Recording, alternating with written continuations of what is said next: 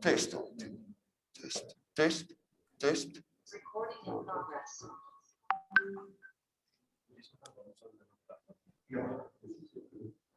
Okay, they can use just on the software. We're going to pick up another one of these, but we can start because you will not. We'll be back before your session starts. Okay. Can you use just okay, but I think that is faulty. That's not ours. It's a rental, and I think those will not get in. The other two are faulty.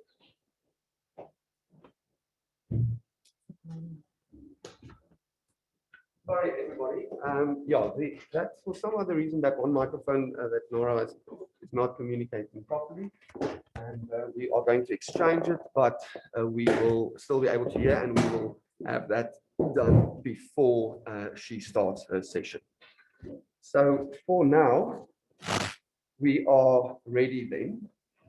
I just want to check the other two panelists' audio. So Romeo, can you go? Testing 1, 2, 3. Can you hear me? Yes, I can hear you properly. Okay. Testing 1, 2, 3. Okay, that sounds good. Okay, so we are going to studio.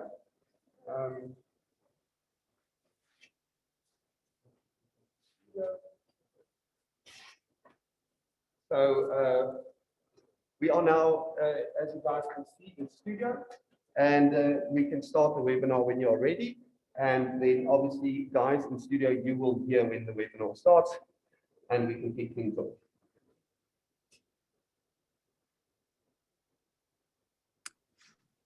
Romeo, we are ready for you. Thank you, Jane. And ladies and gentlemen, thank you for your patience. We realize that we are 6 minutes late. It was due to technical issues, so we apologize for keeping you in a waiting room for longer than expected. Thank you for responding so massively to the invitation to attend this launch of the ATAF ICT Tax Systems and Informal Sector Seminal Guidebooks. My name is Romeo Nkulu-Ella. I will be facilitating our discussions this morning. And I have with me ATAF's Director Research, Dr. Nara Monkam, and she will be unpacking the various aspects of this project. And also Mrs. Varsha Singh, who's a Senior Advisor in the Office of the Executive Secretary, and will be leading the next phase in this ICT project. We will be engaging with both Nara and Varsha in subsequent sessions throughout this meeting. But before I introduce our keynote speakers who are joining us online, I would like to just briefly remind our delegates of a few logistical arrangements. There is English, French, and Portuguese interpretation. So if you would like to listen to the meeting in your preferred language, please click on the language interpretation at the bottom right of your screen, select your preferred language, click mute or original audio, and click done. These instructions will also be shared on the chat box by my colleague Christine in a few minutes. And to make our exchanges a bit easier, we decided to set up this meeting in a webinar format. So basically what that means is that only the speakers, the panelists, and the chairs of sessions will have unrestricted access to their microphones and videos. So if you've noticed that you're not able to open your mic or your camera, that's the reason for it. But we do encourage you to exchange on the Q&A tool at the bottom of your screen. Make your comments, share your thoughts, ask questions. We have experts on standby ready to engage with you. So I think that's all we had in terms of announcements. So now to formally open this meeting, it is my great pleasure to introduce our first speaker for this morning, someone who in fact doesn't need further introduction. That is the Executive Secretary of ATAF, Mr. Logan Wirt. Mr. Wirt, when you're ready. Good morning, everyone. It's really great to be here and really great to see all of you. Good morning to the Mr. Philippe Chaudy, the DG of Togo and the chairman of the ATAF Council. Really good to see you this morning, Mr. Chaudy. Also, good morning to Mr. Abdullahi Koulibaly, the Director of Governance, Public Financial Management at the African Development Bank. Mon ami, it's really nice to see you. And we're very excited about all the new developments between the bank and ATAF. I've just been back at work since Monday, so I've not had a chance to brief the chairman. But we are on the verge of signing a new 4-year deal, 3-year deal with the bank, Mr. Chairman. I will inform you officially later. So I'm very excited, Mr. Koulibaly, that you joined us this morning, because this program we're launching today is the program, this guidebooks, is a result of the ATAF ADB cooperation. And so we're excited about the new program that's coming for the next few years. I also would like to welcome all the Commissioners General and the Director General that are present here today of our member countries, Ministries of Finance and other government officials, our funders, our donors, our development partners, all our guest speakers and panelists and other multilateral institutions, and of course, the management and staff of ATAF. Good morning, everyone. I'd like to welcome you to the launch, and Mr. Koulibaly and Mr. Chaudy will welcome you as well.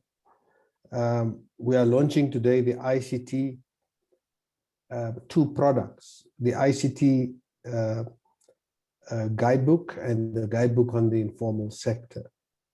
And these guidebooks that we are launching today is a continuation of the work towards improving tax administration and the operational environment in which African revenue authorities works in order to optimize revenue, service delivery, policy and legislative systems in order to optimize revenue collection and revenue administration.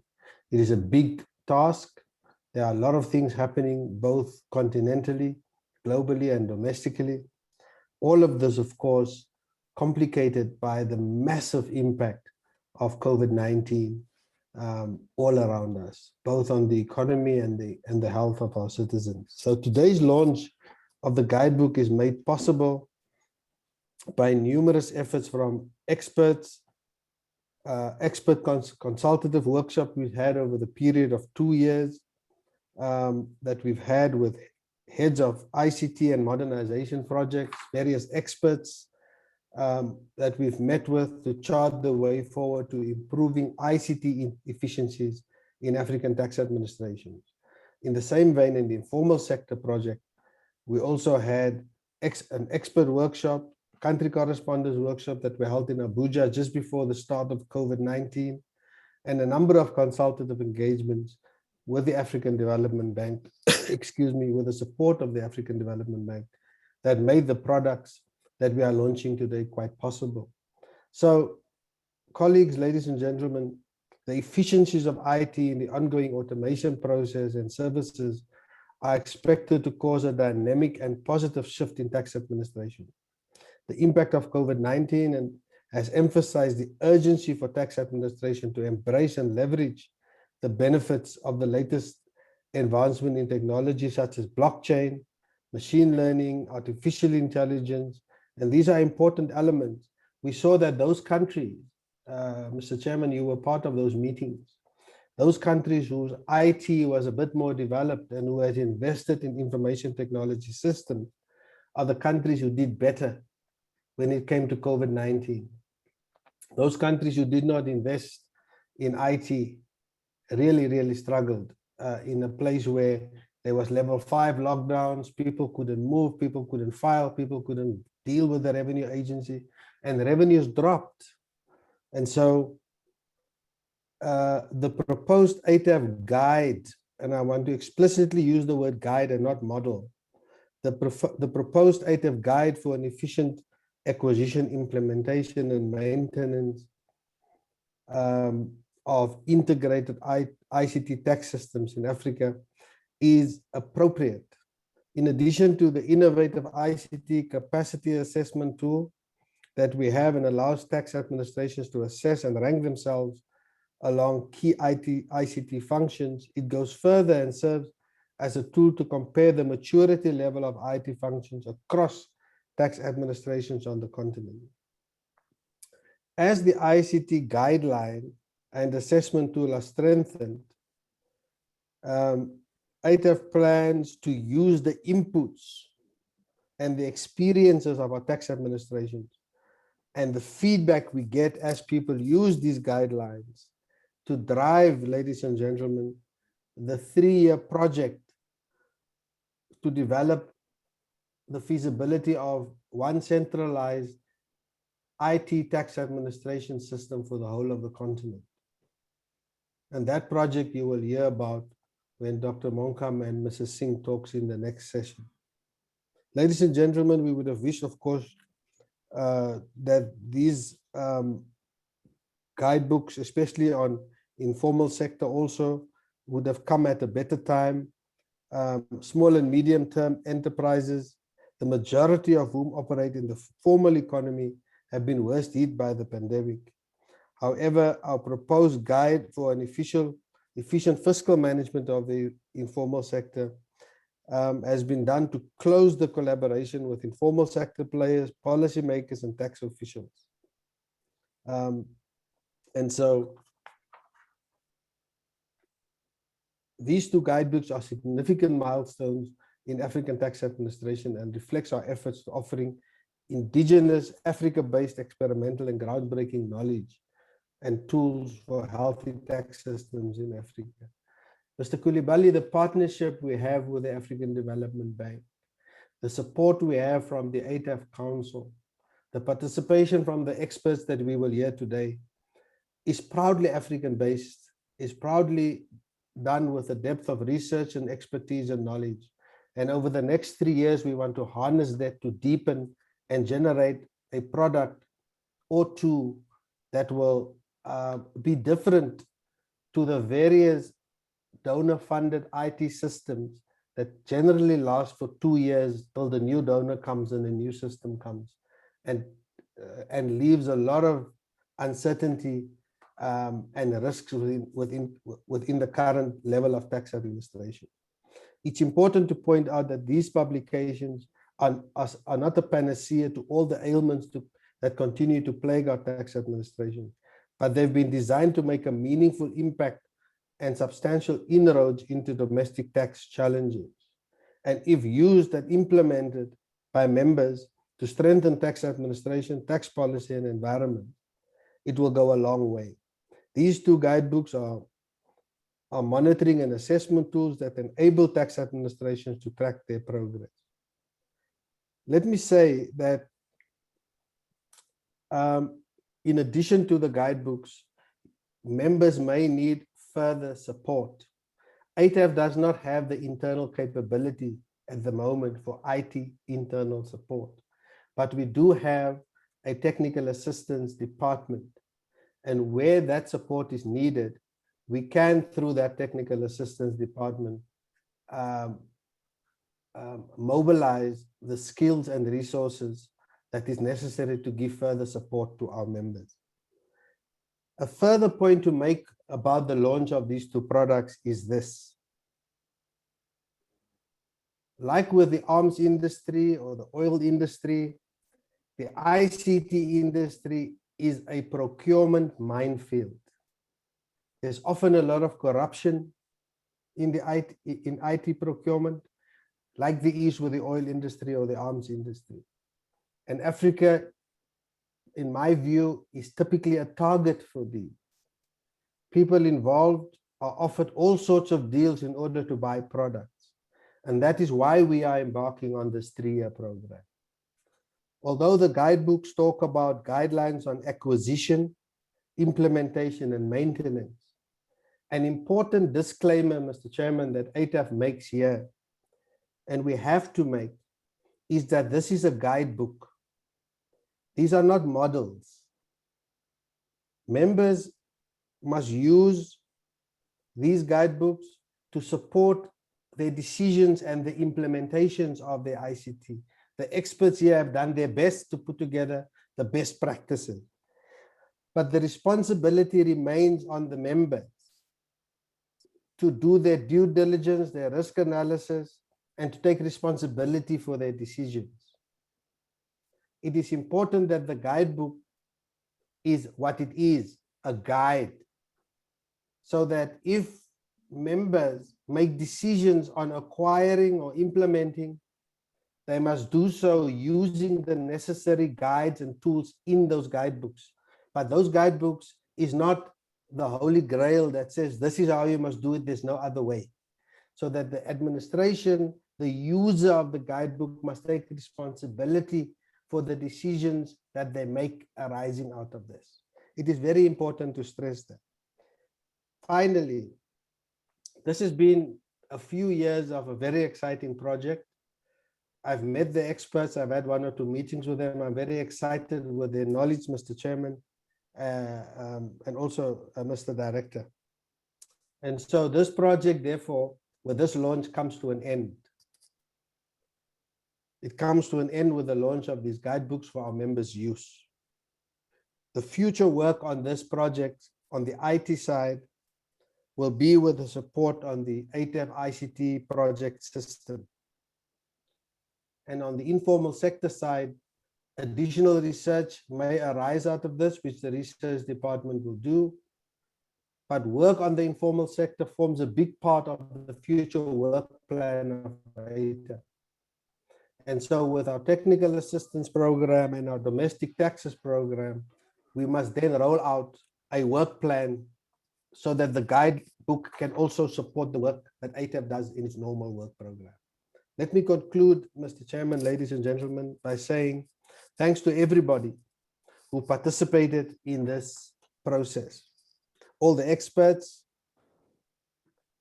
the ATAF team led by Dr. Monkam, Dr. Majivanika and Michael Masia, also to the drafters, Mr. Ngom from Senegal, Professor Makoche Kanwa from Zimbabwe, and Ms. Sisi Nakaiwa from Uganda, and Mr. Masembe from Uganda. On the logistics side, my appreciation to Nune Mandala and Christine Todev, who really gave a lot of logistical support. Importantly, the heads of ICT and modernization of our member countries, the heads of macro and small business, tax departments of our member countries, tax administration staff, policymakers, our country correspondents. A lot of people have been involved. I've spoken too long, I'm trying to end, but I need to thank everybody involved. Mr. Chairman, for your support.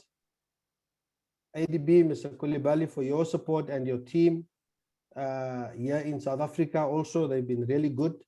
So with that, let me wish that we all have very successful deliberations and put these guidebooks to good use. Thank you very much for your attention. Thank you very much, Mr. Wirth, for these very insightful remarks.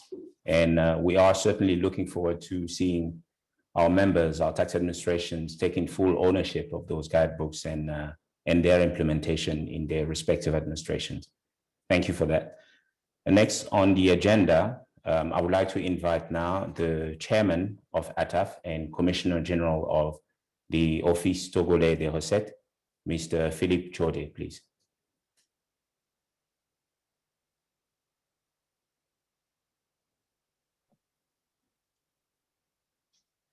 Merci, merci, mon cher ami. Et je suis particulièrement heureux de voir le Gon Wolf en très bonne santé. Et ça m'a fait particulièrement plaisir. Et en même temps, voir la présence effective de notre aîné Abdoulaye Koulibaly, du département gouvernance et finances publiques de la Banque africaine de développement. Également, mes chers collègues du conseil de l'ATAF, mesdames, messieurs les directeurs généraux et directeurs, les commissaires généraux des administrations fiscales africaines. Mesdames, Messieurs, les dirigeants du monde dans les entreprises ou des organisations sociales, civiles, Mesdames, Messieurs les partenaires au développement, distingués invités, et Mesdames et Messieurs. Je viens de constater que à peu près autour de 300, plus de 300 internautes sont déjà connectés autour de cette table ronde virtuelle. Et permettez-moi avant toute chose de souhaiter la très cordiale bienvenue à toutes et à tous à ce webinaire consacré au lancement conjoint entre ATAF et la Banque africaine de développement de ces deux manuels. Un manuel sur l'éthique et un second manuel sur l'imposition des secteurs informels. L'élaboration de ces manuels a pris à peu près 24 mois pour se concrétiser. Je voudrais adresser ici mes vives félicitations à l'ATAF pour avoir dirigé avec professionnalisme cette initiative soutenue par le concours financier de la Banque africaine de développement. Je voudrais saisir cette occasion pour remercier chacun de vous qui avez pris le temps d'apporter vos précieuses contributions à l'élaboration de ces deux manuels dont le lancement fait objet du présent webinaire. Je voudrais également adresser ma reconnaissance, toute ma gratitude à mes collègues, directeurs généraux et commissaires généraux, pour avoir participé à cet effort continental en mettant à la disposition de l'ATAF leurs experts qui ont sacrifié de leur temps, entre autres ressources, pour faire de ce projet une réalité. Ce niveau d'implication, surtout en cette période de COVID-19, témoigne de votre engagement à trouver des solutions locales aux problèmes de nos administrations fiscales. C'est ce dont l'Afrique a besoin et j'ai le privilège d'être le témoin de ce moment précieux dans la vie de notre institution. À tous les autres participants, je salue votre engagement à vous mettre disponible. Malgré votre emploi de temps chargé pour participer à cet important événement. Votre présence est précieuse et hautement appréciée. Je tiens particulièrement à relever que la Zambie et le Sénégal ont détaché leur personnel au secrétariat de l'ATAF pour participer à la réalisation des différentes étapes de ces projets. Je salue également le Rwanda, le Ghana, la Sierra Leone, le Togo, le Tchad, la Namibie, la République de Maurice, le Malawi, la Swatini, le Burundi, le Maroc, le Zimbabwe, le Kenya, le Cameroun, le Sénégal, l'Ouganda et la Namibie pour avoir mis à la disposition de l'ATAF leurs experts pour faire partie des comités techniques sur l'éthique et l'imposition du secteur informel. L'Afrique a souvent sollicité l'expertise des consultants en dehors du continent pour proposer des solutions à ces problèmes. Sans sous-estimer les opportunités de collaboration internationale, je me réjouis que l'Afrique se tourne de plus en plus vers les experts du continent qui collaborent sous l'égide de l'ATAF pour trouver des solutions durable à ces problèmes fiscaux tels que les modèles que propose la TAF. Cette approche contribuera grandement à relever les défis de l'Afrique en matière de fiscalité intérieure, d'autant plus que les solutions sont locales et ont été adaptées aux environnements de notre continent. C'est sur ce mot d'espoir que je souhaite plein succès à nos travaux et je déclare ouvert ce webinaire. Que Dieu bénisse nos travaux. Je vous remercie.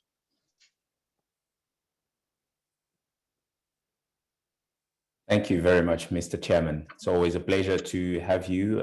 These events, your presence certainly heightens the level of these engagements, and we thank you for your constant availability. Thank you for that.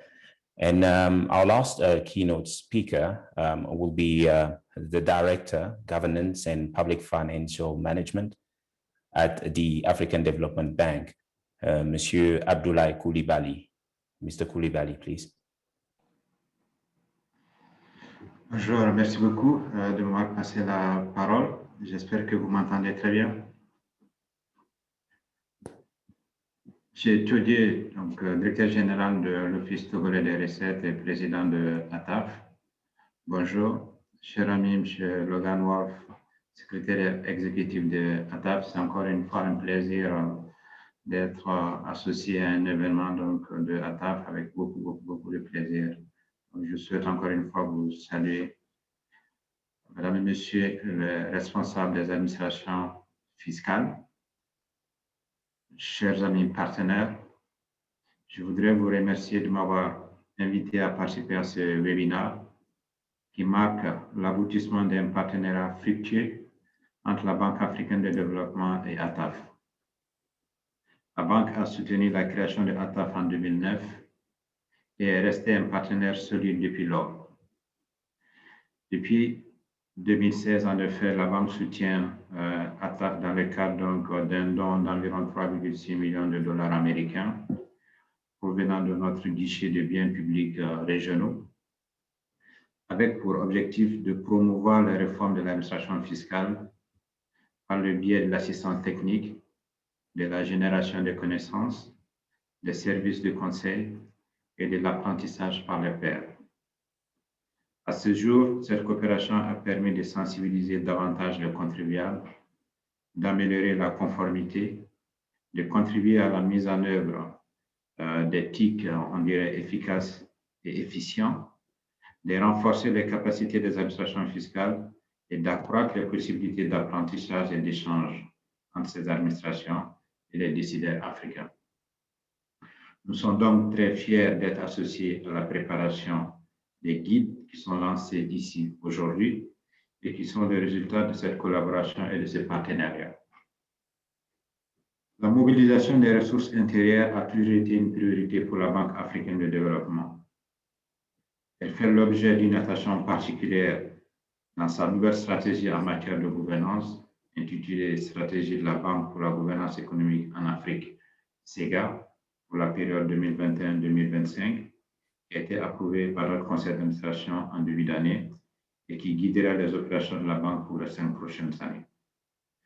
Je profite donc de l'occasion pour vous inviter à suivre le lancement officiel de cette nouvelle stratégie qui aura lieu le 2 juillet 2021, donc dans environ une semaine. Donc, pour plus d'informations, veuillez consulter le site web de la Banque africaine de développement, qui est www.afdb.org. Mesdames et Messieurs, l'impact de la pandémie COVID-19 a été dévastateur. Les efforts visant à réduire la propagation de la maladie, tels que les réductions des mouvements et des activités, la distanciation sociale, la fermeture des frontières ont contribué de manière significative au ralentissement de l'activité économique. L'Afrique a connu sa pire récession pour la première fois en un demi-siècle. La réduction des échanges commerciaux, des flux financiers, du tourisme, ainsi que la baisse des prix du pétrole, du gaz, des matériaux et des produits de base ont contribué à la diminution du PIB d'environ 2,1%. Pour de nombreux pays, cela se traduit par une forte augmentation des déficits budgétaires et des comptes courants. Pour les pays dont la dette est élevée, les risques de surendettement ont sérieusement augmenté. Selon les perspectives économiques en Afrique 2021 de la Banque africaine de développement, les effets du Covid-19 pourraient annuler les gains durement acquis en matière de réduction de pauvreté au cours des 2 dernières décennies. Les estimations de la Banque montrent que jusqu'à 38 millions d'Africains supplémentaires pourraient basculer dans l'extrême pauvreté en 2020-2021, faisant grimper le total à 465 millions de personnes, soit 34% de la population africaine. Par conséquent, améliorer l'efficacité et la transparence des dépenses publiques est un élément pour nous essentiel pour faire de la mobilisation des ressources intérieures le moteur de la croissance économique sur notre continent. Les impôts représentent la quasi-totalité des recettes publiques dans la plupart des pays africains. Les recettes publiques doivent être mobilisées de manière qui préserve les incitations des acteurs du secteur privé à travailler et à épargner, y compris pour que l'économie informelle passe à l'économie formelle et que les entreprises se développent. La taille du secteur informel en Afrique est importante. Selon l'OIT, l'emploi informel est d'environ 85%, ce qui est le plus élevé du monde. Il est donc nécessaire de comprendre pourquoi ce niveau élevé d'informalité il est de plus en plus établi et la mauvaise gouvernance, la faiblesse des institutions, la corruption et la bureaucratie contribuent à ce niveau élevé d'informalité. Par conséquent, la formalisation de l'économie informelle n'est pas seulement une priorité pour la collecte des impôts, mais représente des avantages plus larges en termes de développement. Les employés du secteur informel ne bénéficient pas de la même protection sociale et des conditions de travail décentes que celles offertes par le secteur formel. Les entreprises du secteur informel sont limitées dans leur accès au financement nécessaire pour aider les entreprises à augmenter leur productivité et l'économie à son ensemble à se développer. Le secteur informel a longtemps été négligé par les décideurs politiques, ce qui n'a pas aidé à générer des connaissances sur ce secteur. Par exemple, les activités informelles sont souvent invisibles dans les statistiques officielles. Afin d'analyser la contribution de ce secteur dans l'économie, il est important de collecter et d'analyser les informations pertinentes sur ce secteur. Cela inclut un large éventail d'informations telles que les caractéristiques des acteurs, la collecte des impôts du secteur, l'impact sur l'emploi, les conditions de travail, voire la productivité des entreprises informelles. Pour avancer efficacement sur ces agendas, nous devons investir dans la connaissance et dans la recherche et à ainsi aider les gouvernements africains sur les stratégies appropriées à adopter. Les gouvernements doivent innover en s'appuyant sur les possibilités offertes par la gouvernance électronique pour mieux atteindre et servir le secteur informel. Ce qui m'amène au deuxième sujet abordé aujourd'hui, à savoir la digitalisation de l'administration fiscale. S'ils sont mis en œuvre et gérés correctement, les TIC recèlent un potentiel important pour améliorer de manière significative l'efficacité de l'administration fiscale et renforcer le recouvrement des impôts, y compris auprès du secteur informel. La Banque africaine de développement croit fortement que pour réaliser des progrès, des efforts concertés au niveau régional et des partenariats solides sont nécessaires. C'est pourquoi notre partenariat avec ATAF est si important. ATAF contribue à combler le manque de connaissances et à fournir une orientation politique concernant les défis fiscaux uniques auxquels sont confrontés les pays africains. Je suis donc très heureux d'être avec vous aujourd'hui pour le lancement de ces 2 nouvelles lignes directrices, donc des guides, sur ces sujets d'importance critique pour notre continent. Elles fourniront au gouvernement des leçons, des solutions, des pratiques et des options sur la meilleure façon d'avancer sur ces agendas.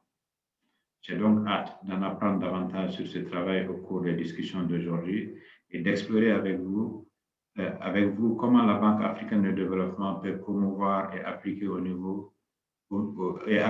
mieux les recommandations dans le soutien que nous apportons aux pays membres et régionaux de la Banque africaine de développement. Je vous remercie pour votre attention et je vous souhaite encore une fois de bons débats et une bonne utilisation de ces outils. Merci beaucoup. Thank you indeed, Mr. Koulibaly. The AFDB, you've heard it directly from the mouth of the Executive Secretary and from the Chairman of ATAF, is indeed a strong partner of ATAF in the work that we do towards improving tax systems in Africa. So we certainly appreciate your contribution and the partnership that we have with your organization. I would like to thank once again our keynote speakers for setting us up on the right path for the rest of those discussions. And before we jump into our first session, let me just first indicate that the first 3 sessions this morning will essentially focus on ICT systems. And then the following sessions will tackle the informal sector. And the first session that we're going to look at will take a closer look at the proposed ICT tax systems model for Africa. The title is A Guide to a More Efficient Acquisition, Implementation, and Maintenance of Integrated ICT Tax Systems. This session will be presented by 2 of our ICT experts. The first one is Sisi Nakayua, and the second is Michael Masembe. But before I invite them to take the floor, I would like to indulge you with a small introduction video on ICT tax systems in Africa.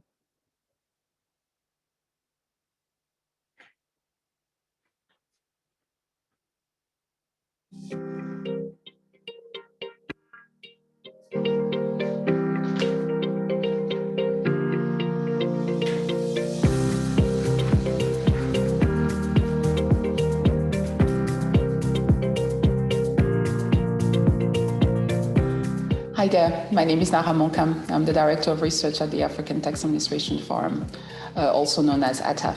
We are an international organization consisting of 40 African tax administration as members. And in addition to technical assistance and training, we offer knowledge production, which is at the core of what we offer to our members in your mobilization effort. The ATAF Guidebook on ICT Tax System is one such tool where we basically offer guidelines to member countries on how to efficiently acquire, implement and maintain the ICT tax systems. And of course, we would not have done that without the financial assistance of the African Development Bank.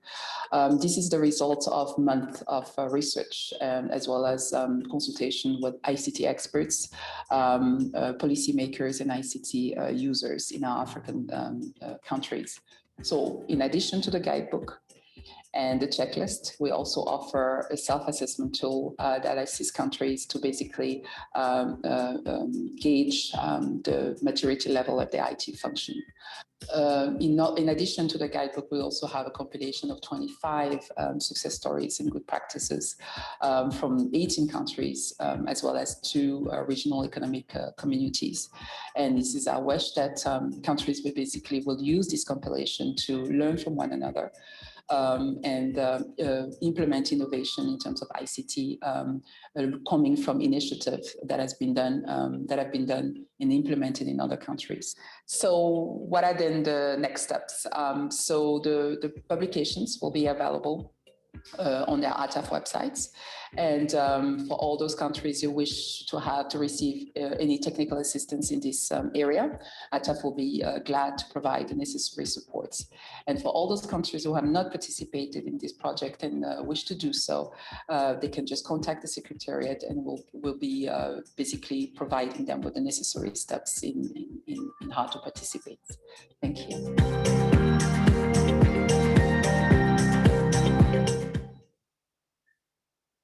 Thank you. Very exciting stuff indeed. And now we're going to get into it further, and to help us unpack it, we're going to invite Sisi Nakayiwa and Michael Masembe.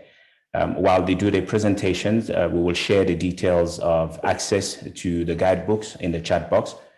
Please, once again, I invite you to engage with the presentation, make your comments, and ask questions. We have experts on standby to engage with you. Michael and Sisi.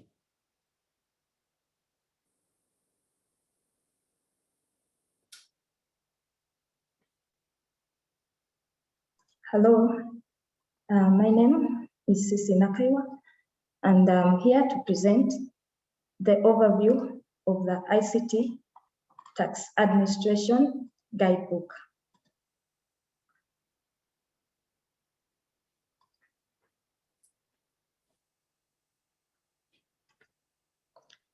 So this is the main focus of the outline, is the structure of the ICT Guidebook, the 2020 ATAF ICT Survey that we used to come up with the guidebook, the ICT capability model and recommendation framework, the application of the ATAF ICT capability assessment tool in the revenue administrations.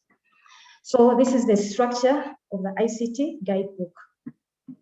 Basically, the guidebook has 7 chapters or sections with the introduction, then the Africa ICT Tax System Landscape, which was provided by the 2020 ATAF ICT Survey, the ATAF ICT Capability Model, the recommended framework for implementing and maintaining efficient ICT tax systems, how the ATAF ICT Capability Model can be applied in the revenue administrations, and the good practice and success stories from the continent, plus the conclusions and the recommendations that were offered by the ICT experts from the different revenue administrations. This is how the ATAF 2020 ICT survey was conducted. Number 1, the reason was to establish the system landscape in Africa. What are the challenges? What are the successes? And what are the lessons learned?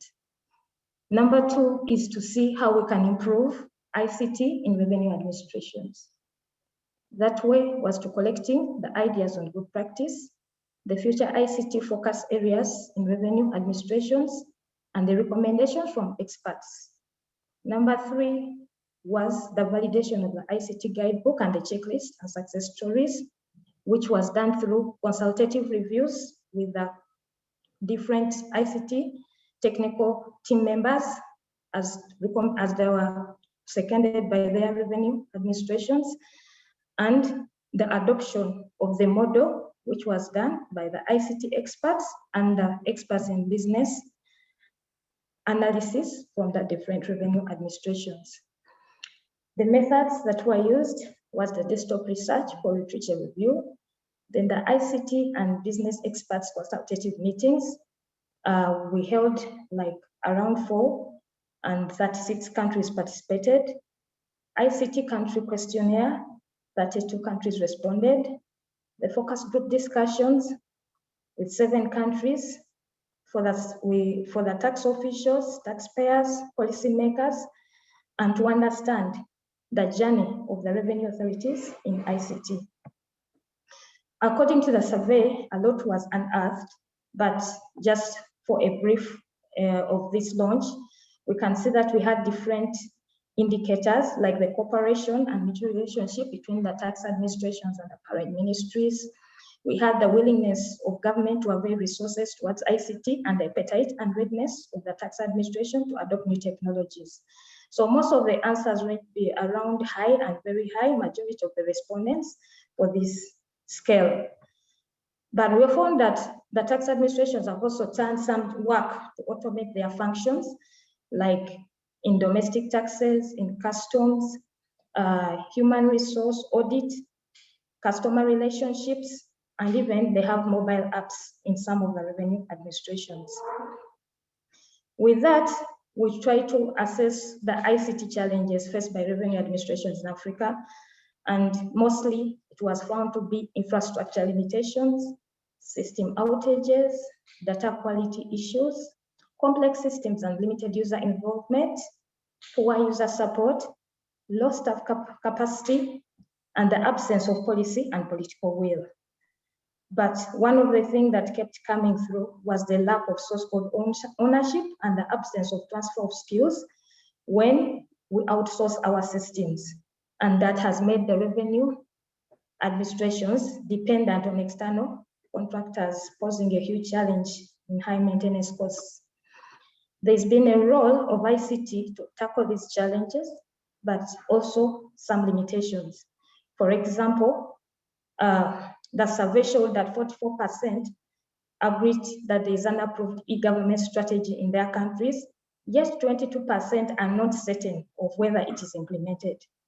We have a response showing that the revenue authorities have functional disaster recovery sites, yet 53% have never failed over to those sites in 2 years.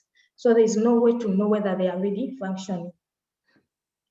And now, through the consultative meetings and the research, the ICT capability model and was recommended as shown below. It came up with 7 capability blocks, and in the order of governance and policy being the first block, cost and contract management, project management, stakeholder and change management, business process management, technology, and sustainability.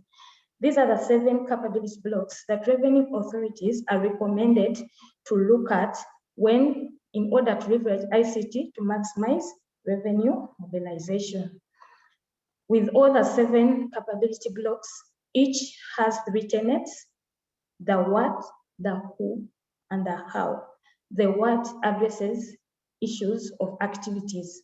What are the activities to be performed, for example, under governance? Who are the big key players under the capability block? And what are the key performance indicators for that capability block? All these 7 capability blocks work together to produce efficient ICT systems in our tax administrations. I will give an example of governance and policy. The focus of governance and policy is, for example, the governance framework, administrative and maintenance structure for ICT, legal regimes for ICT and infrastructure. And it involves the actors of the parent ministry, policy makers, board of directors, and revenue top management. How it is done is through inter-agency collaborations, enabling of simplified legal regimes, policies and procedures, roles and responsibilities. And as a result, we expect to get political will and support for the ICT reforms in revenue administrations and innovative environment. So all the 7 capability blocks have the what, the who, and the how factor attached to them, as you'll see in the guidebook. So the ICT tax implementation and maintenance framework that is proposed has governance and policy as the major block, which holds all the other blocks together. So once we have governance and policy correct, then cost and contract management comes in, and project management comes in, because most of the ICT initiatives in revenue administration are implemented as projects. So in the project, we consider stakeholder engagements to know what the requirements are of our business. Then business process management, we should have the processes that drawn before we introduce technology, because one of the weaknesses that was discovered is the introduction of technology at the beginning without having proper business management. So business processes should be drawn before technology comes in. Technology is just a tool to automate. So as we automate, we start to think of sustainability. How do we go forward after the project has ended? That's why sustainability goes ahead of project management, because we need to roll out these systems in operation and go on to support our different stakeholders. This is how the revenue authorities can apply the assessment tool of this guidebook. So for each capability block, the guidebook gives the ways to measure, and you come up with your you rate yourself whether it's poor, average, good, or very good for each of these capability blocks.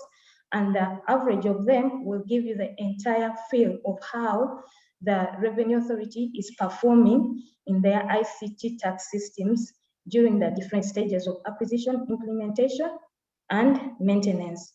So ATAF, for example, here we have examples of 4 RAs, each rated and each coming up with a different rating according to the different indicators.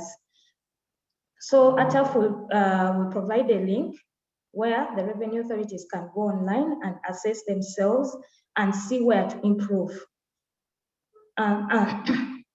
The way revenue authorities will apply this is, number one, to implement the models, the proposed models and the good practices in the guidebook. Number two is to assess themselves with the assessment capability tool. Number three, to provide feedback, because this is going to be a continuous improvement. You know that ICT changes, so the guidebook will continue to be improved. And number three is technical assistance through ATAF to help the revenue authorities improve their ICT systems. The recommendations that came from the ICT experts during implementation of ICT were many, but just for a few, we shall, I can mention piloting as one of the recommendations.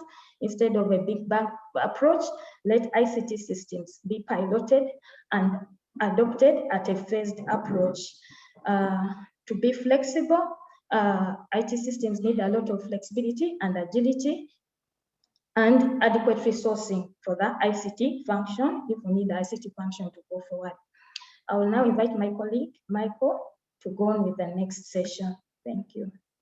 Thank you very much, Cici.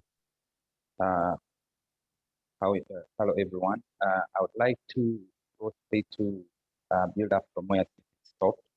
And I really would like to take you through the checklist, the success stories, and the lessons that we have learned through our interaction from the time we conducted desk research, the success stories that we have picked from our interaction with the tax administration, and what we learned there going forward.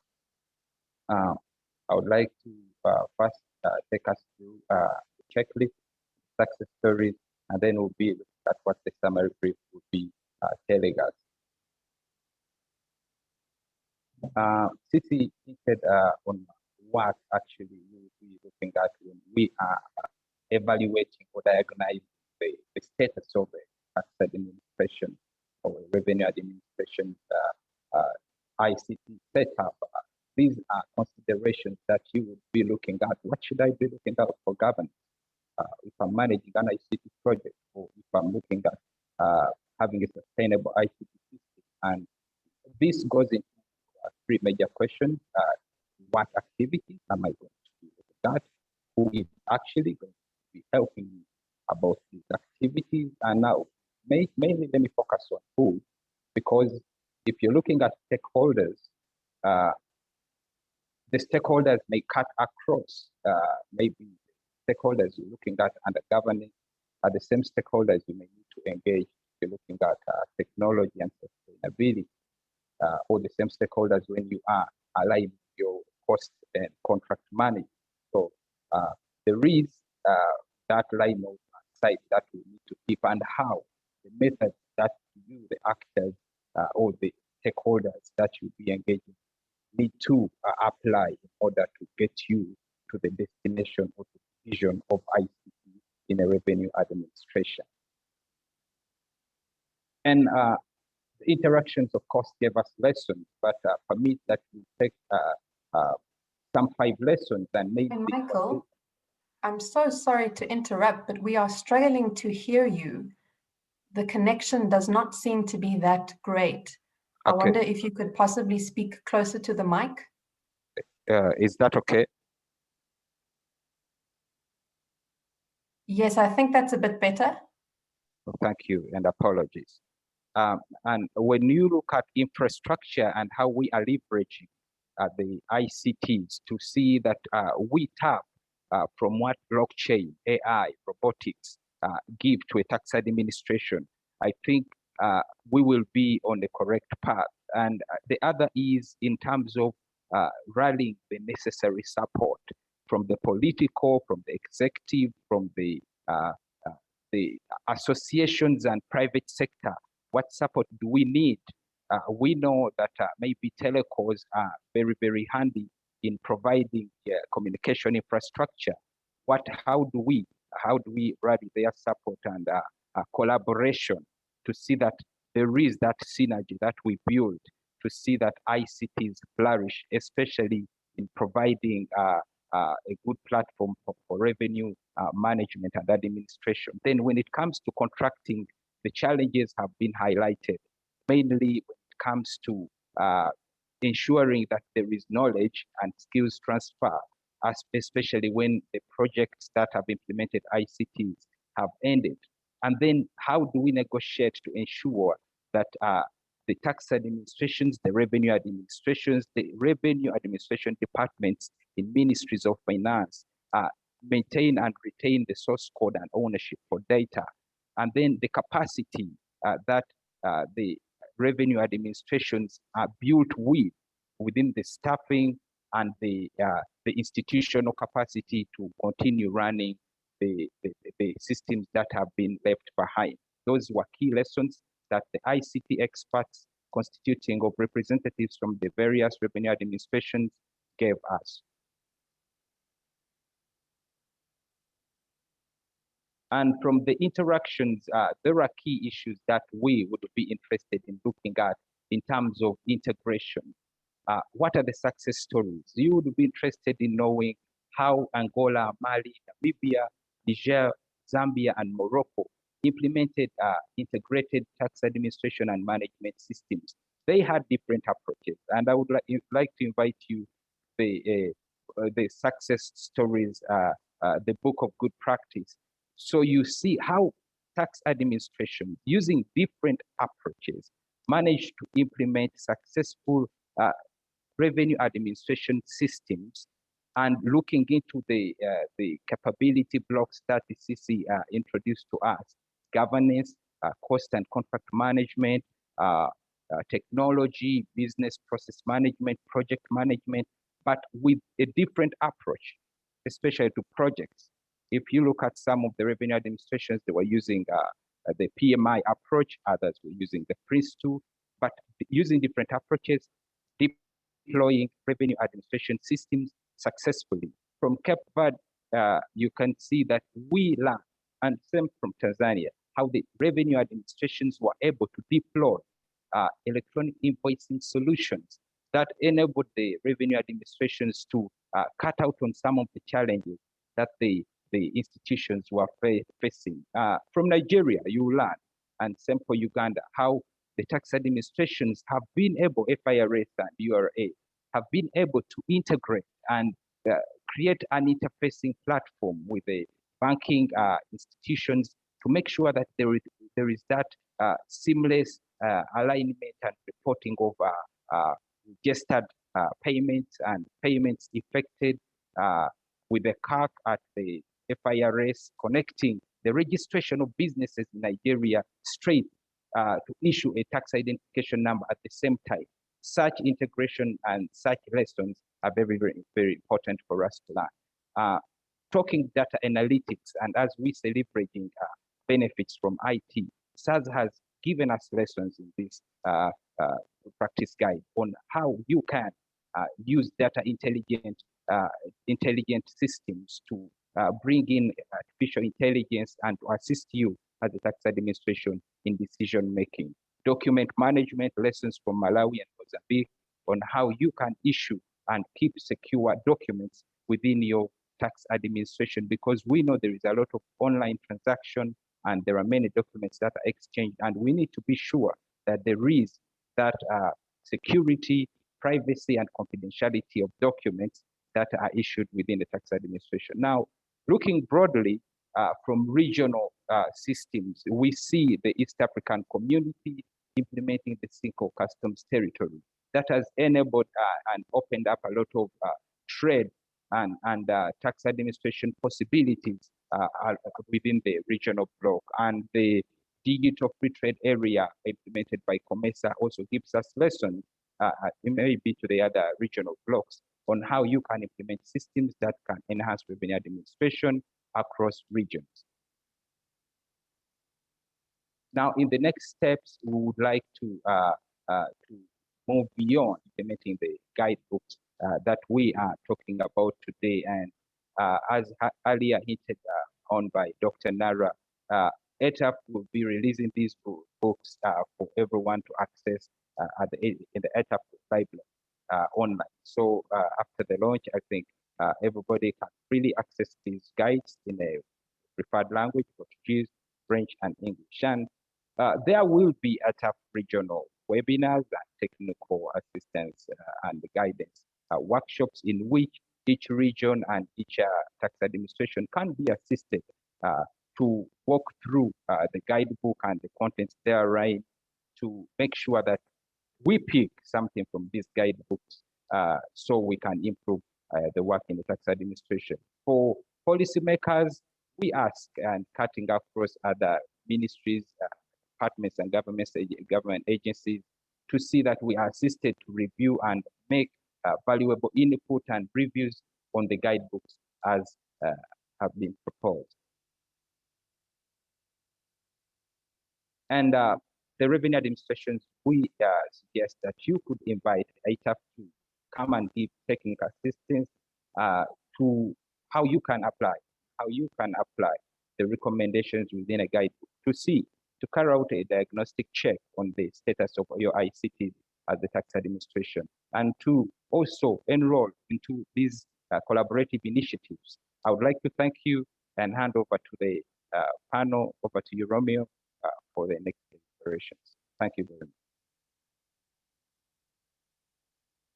Thank you very much, Michael and Sisi, for this very, very interesting presentation. I wish we could take a few questions, but unfortunately we are already quite behind schedule and we still have some grounds to cover. So we will move straight into the next session, session 2. And the question asked here is a better fiscal management of the informal sector in Africa possible? This is the question that our presenters, Mr. Alfangom and Professor Albert Makoche-Kwana, who are both informal sector experts, will attempt to respond to. And at the same time, I also invite you to engage with this question, to share your comments, your thoughts, if you think that we can achieve a better fiscal management of the informal sector in Africa, or if you have further questions that you would like to ask to our presenters and to our experts. Also take this opportunity to indicate to you that there is a series of polls that are being posted in the chat box. So please take about a couple of minutes to 3 minutes to just respond to them. So without further ado, I'll invite our presenters to take the floor.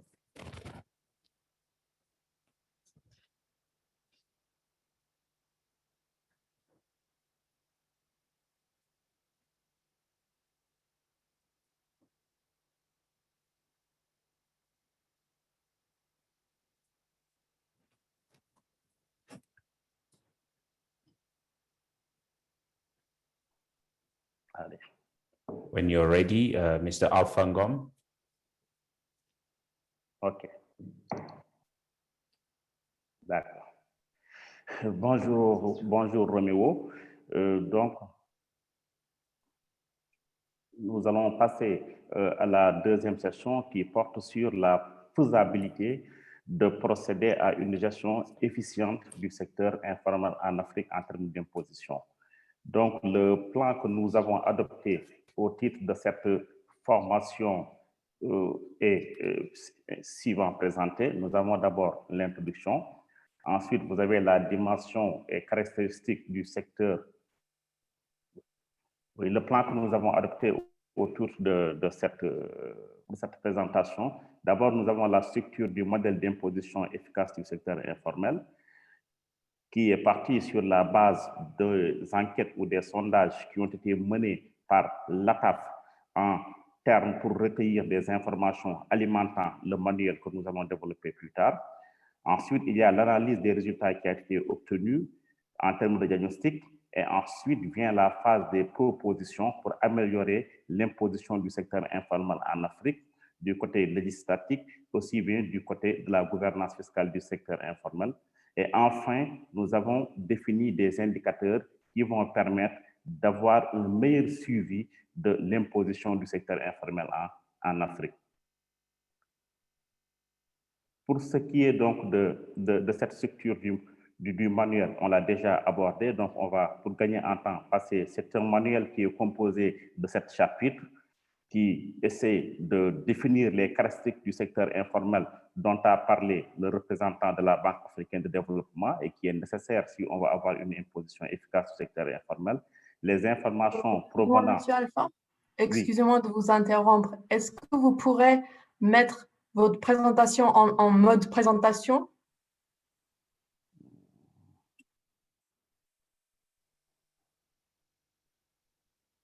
C'est bon? Pas tout à fait. D'accord.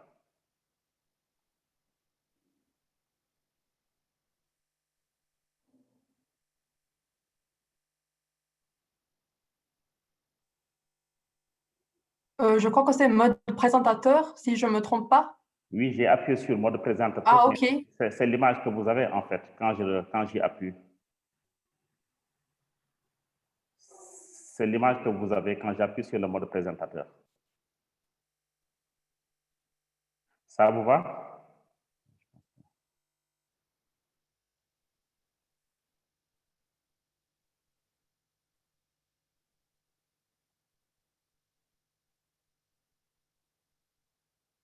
On va continuer avec.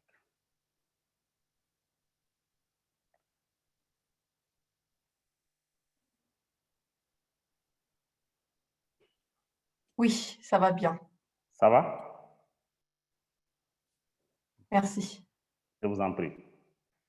Donc, avec la méthodologie qui est le chapitre 4, ensuite nous avons analysé la situation actuelle de l'imposition du secteur informel en Afrique pour ensuite définir une feuille de route et enfin procéder à la mise en place d'indicateurs de suivi et d'évaluation. Donc, pour ce qui est de l'enquête 2020 sur le secteur informel, pourquoi nous avons mis en place cette enquête? Quel était l'objectif? L'objectif, c'était d'abord de faire une cartographie de l'imposition actuelle du secteur informel en Afrique pour mettre en exergue les difficultés auxquelles les administrations sont confrontées, connaître aussi les bonnes pratiques qui ont été mises en œuvre et en tirer les leçons afin de favoriser l'apprentissage par les pairs. Et à partir de ce diagnostic, maintenant, il va falloir procéder à des améliorations. Amélioration en termes de changement de paradigme dans l'imposition du secteur informel, amélioration en termes de modalités techniques de mise en œuvre du modèle d'imposition, amélioration aussi en termes d'indicateurs qui vont permettre de changer ou de corriger les imperfections notées dans le modèle proposé. Et ce travail a bénéficié de beaucoup d'appuis techniques. Parce que chaque élément qui a été rédigé dans ce modèle, nous sommes avec le professeur Albert, a fait l'objet d'une validation par le comité technique qui a été mise en place, composé d'experts issus des administrations fiscales et en dehors des administrations fiscales, mais aussi par le secrétariat de l'ATAF, donc avec des révisions continues. Et il y a aussi des événements qui ont été liés ou organisés afin de procéder à sa vulgarisation. C'est pourquoi, donc, on a eu à organiser des réunions consultatives du groupe d'experts sur le secteur informel. La première réunion a eu lieu à Abidjan en 2019, dont le secrétaire exécutif, M. Logon, en a fait état, où on avait essayé de définir, apporter beaucoup de propositions pour pouvoir améliorer la gouvernance du secteur informel en Afrique. Il y a aussi, c'est en ce moment-là que le comité technique aussi a été mis en place. On a élaboré des questionnaires pour pouvoir avoir des résultats. Le questionnaire qui a été élaboré est assez particulier. Il est particulier parce que nous avons élaboré un questionnaire qui a couvert 33 pays, mais aussi qui a été aussi bien adressé aux acteurs du secteur informel, aux administrations fiscales et aux décideurs politiques qui sont directement ou indirectement liés au secteur informel, parce que le secteur informel est transversal. On ne peut pas donc l'attribuer ou le canaliser à un segment administratif donné. Ce qui nous permettrait d'avoir les caractéristiques d'imposition du secteur informel dont nous allons parler, développer plus tard. Et cela nous a permis maintenant d'avoir des données qui étaient les données primaires qui ont alimenté le modèle, mais aussi que nous avons renforcé les données primaires, mais que nous avons renforcé aussi à travers des discussions avec les pays, des discussions thématiques qui a regroupé 6 pays avec les mêmes acteurs pour pouvoir maintenant approfondir les résultats obtenus. Et enfin, il y a les données secondaires qui ont existé du fait des différentes recherches menées dans l'imposition du secteur informel.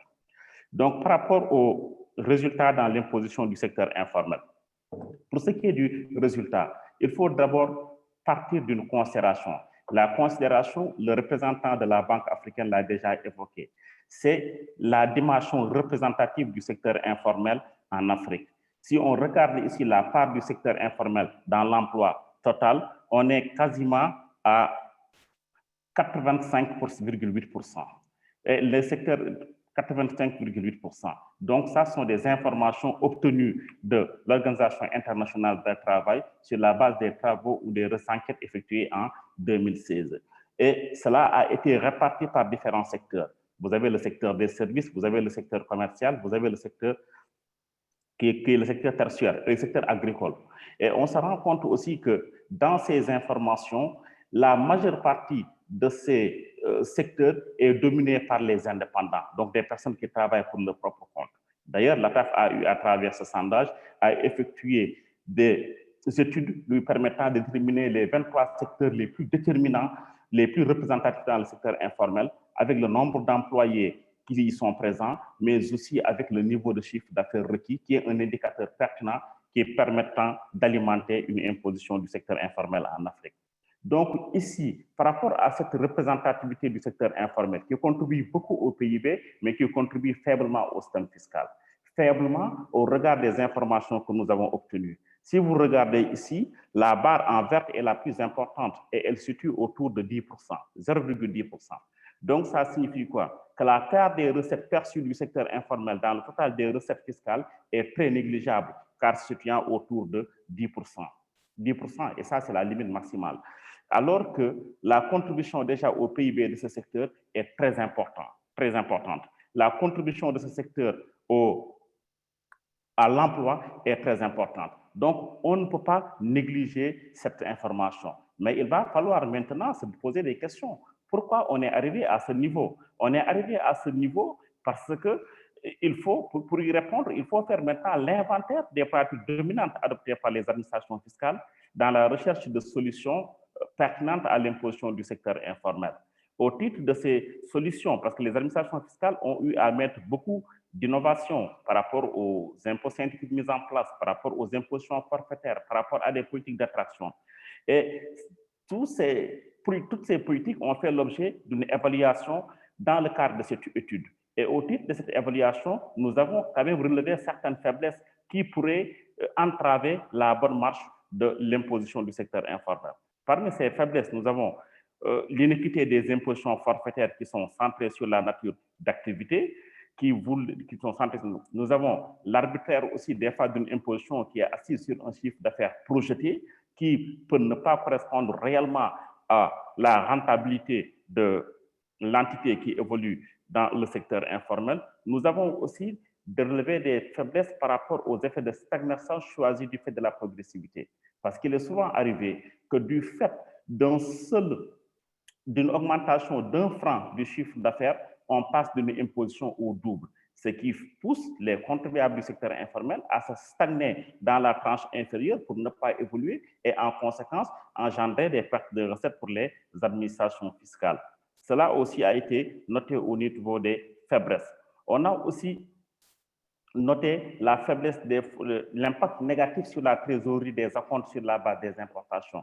Pour certains pays de la première activité, vous êtes obligé de payer un impôt qui est liquidé sur la base des importations effectuées, alors qu'il n'y a pas en fait une activité économique permettant d'écouler ou de transformer les produits et en faire l'objet d'importation, ce qui donc peut être préjudiciable au secteur informel en termes de conformité. il y a les programmes d'amnistie fiscale qui ont été mis en place par des États. Et dans cette ambition de réduire la propagation du secteur informel, certaines administrations ont recouru à des programmes d'amnistie dont l'objectif reposait sur l'attraction des acteurs vers la conformité. Malheureusement, ces produits ont été couronnés d'échecs à concurrence de 55,08% par rapport sur la base des sondages effectués par l'ATAF. L'autre élément aussi, c'était la complexité des lois fiscales et le manque de transparence qui ont posé des difficultés par rapport aux informations obtenues.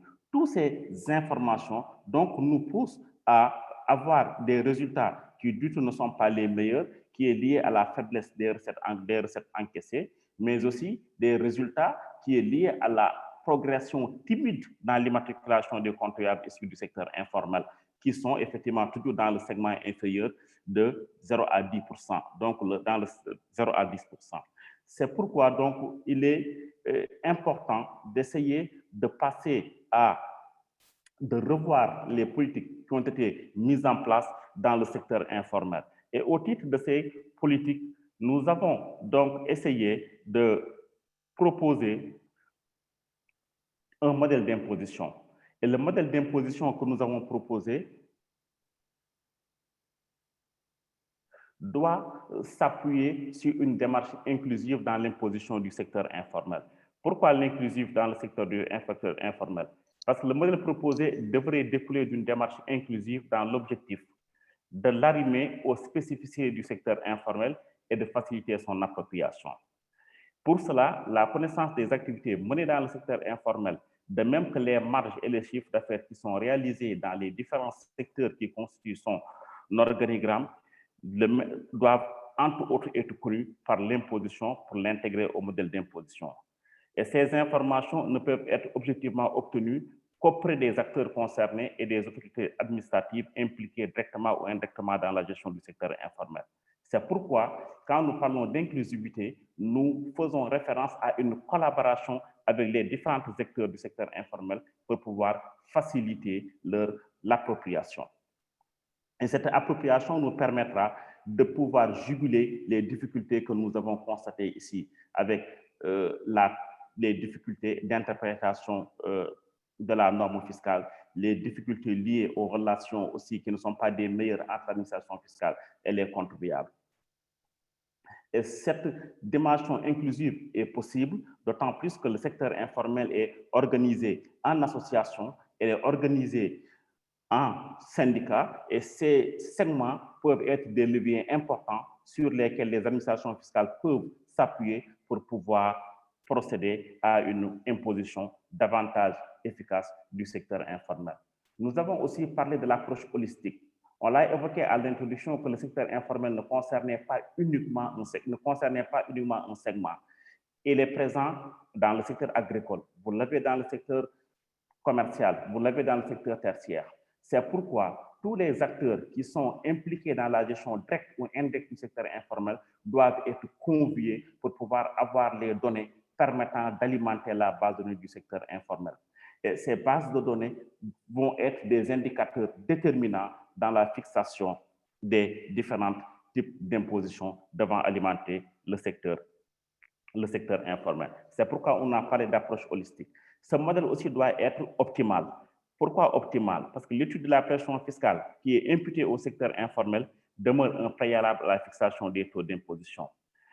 Dans cette perspective, le volume des contributions libératoires, des retenues à la source et des acomptes d'impôts collectés sur le secteur informel est rapporté à la valeur ajoutée créée par le dit secteur aurait dû servir d'indicateur de pression fiscale attribué au secteur.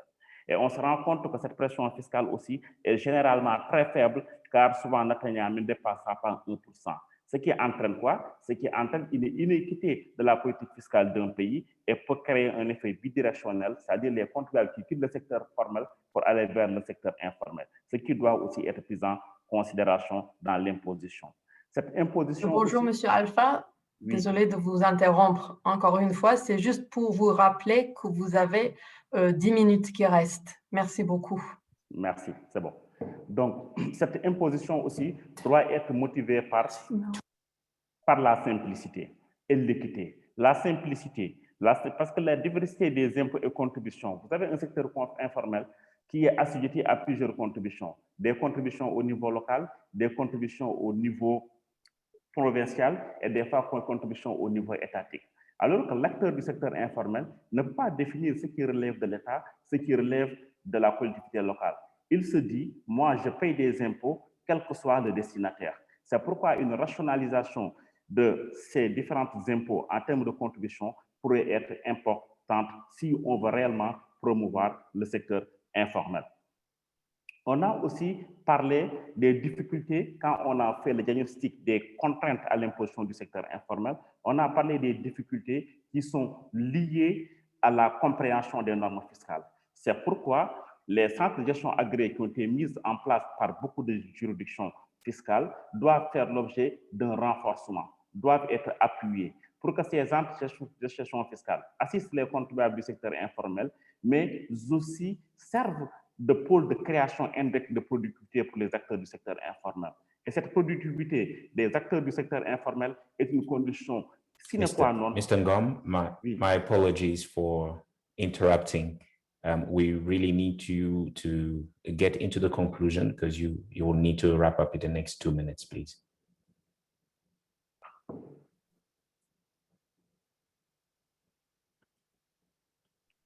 C'est bon. Donc, d'accord. Donc, on a parlé de cette... C'est pourquoi nous, ce que nous avons proposé au sein de ce modèle, après avoir identifié les différentes caractéristiques du secteur informel, c'est de procéder à une imposition segmentée. Segmentée par rapport aux micro-entreprises et les micro-entreprises qui présentent des revenus de survie. Et ces revenus de survie ne doivent entraîner des coûts de mobilisation fiscale fiscaux élevés pour les administrations fiscales. C'est pourquoi nous avons préconisé à ce que ces micro-entreprises soient imposées, mais l'objectif ne doit pas être mis sur l'aspect budgétaire, mais plutôt sur l'aspect de conformité, et l'aspect budgétaire viendra ultérieurement. Et on a mis en place la contribution indiciaire des micro-entreprises qui est applicable aux micro-entreprises éligibles suivant la définition OADA de l'entrepreneur. Pour les petites entreprises, va concerner les acteurs du secteur informel dont le SAIA excède celui éligible au titre des micro-entreprises et mais situé en deçà du seuil d'assujettissement à la TVA. Et l'obligation, c'est de produire effectivement un minimal de trésorerie dont la production est possible, d'autant plus que 75% des contribuables notés dans le secteur informel disposent d'un journal de recettes et de dépenses. Donc, pour la gouvernance du secteur informel, la gouvernance va participer au renforcement des unités adaptées dans la gouvernance du secteur informel en mettant en place des structures adaptées qui répondent aux caractéristiques du secteur informel. Et ces unités adaptées doivent faire l'objet aussi d'un renforcement parce qu'on s'est rendu compte que le nombre d'agents d'administration fiscale affectés à la gestion du secteur informel est très faible par rapport à l'effectif global de l'administration fiscale, mais par rapport aussi au volume de contribuables devant faire l'objet d'une gestion. Et tout cela va être obligé, pour y arriver, on doit faire la promotion de la bonne gouvernance qui constitue le vecteur de conformité des acteurs du secteur informel. Et cette bonne gouvernance, en termes de transparence, est une exigence. Enfin, nous avons la définition d'indicateurs. Ces indicateurs, on a des indicateurs d'impact sur les recettes, nous avons qui va permettre de mesurer le rendement budgétaire et d'orienter les interventions en termes de politique, rendement sur l'ajustement de l'assiette par rapport au nombre de contribuables additionnels connus, rendement aussi sur le comportement des acteurs du secteur informel en termes de résistance au changement, en termes de perception du coût de conformité fiscale et la rentabilité du modèle qui va permettre de définir son efficience par rapport aux coûts supportés par l'administration et de procéder à une réalisation fonctionnelle. Donc, pour les prochaines étapes, l'ATAF ce manuel est un guide que les administrations doivent adopter pour essayer de mettre à jour les politiques dans la position du secteur informel. Et pour cela, l'ATAF invite les administrations à faire leur feedback par rapport aux informations obtenues ou aux résultats encouragés pour pouvoir améliorer le modèle.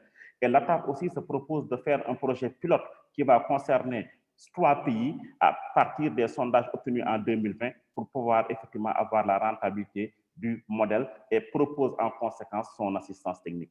Je vous remercie de votre aimable attention.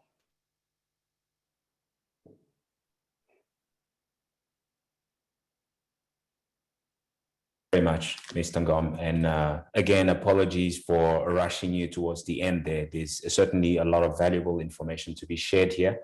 And we will ensure that we share the presentations, the PowerPoint presentations with all the participants to this meeting, and we can engage further offline. Going into the next part of our program this morning, we will now move into session 3, which will discuss the journey to a more efficient implementation of ICT tax systems in Africa.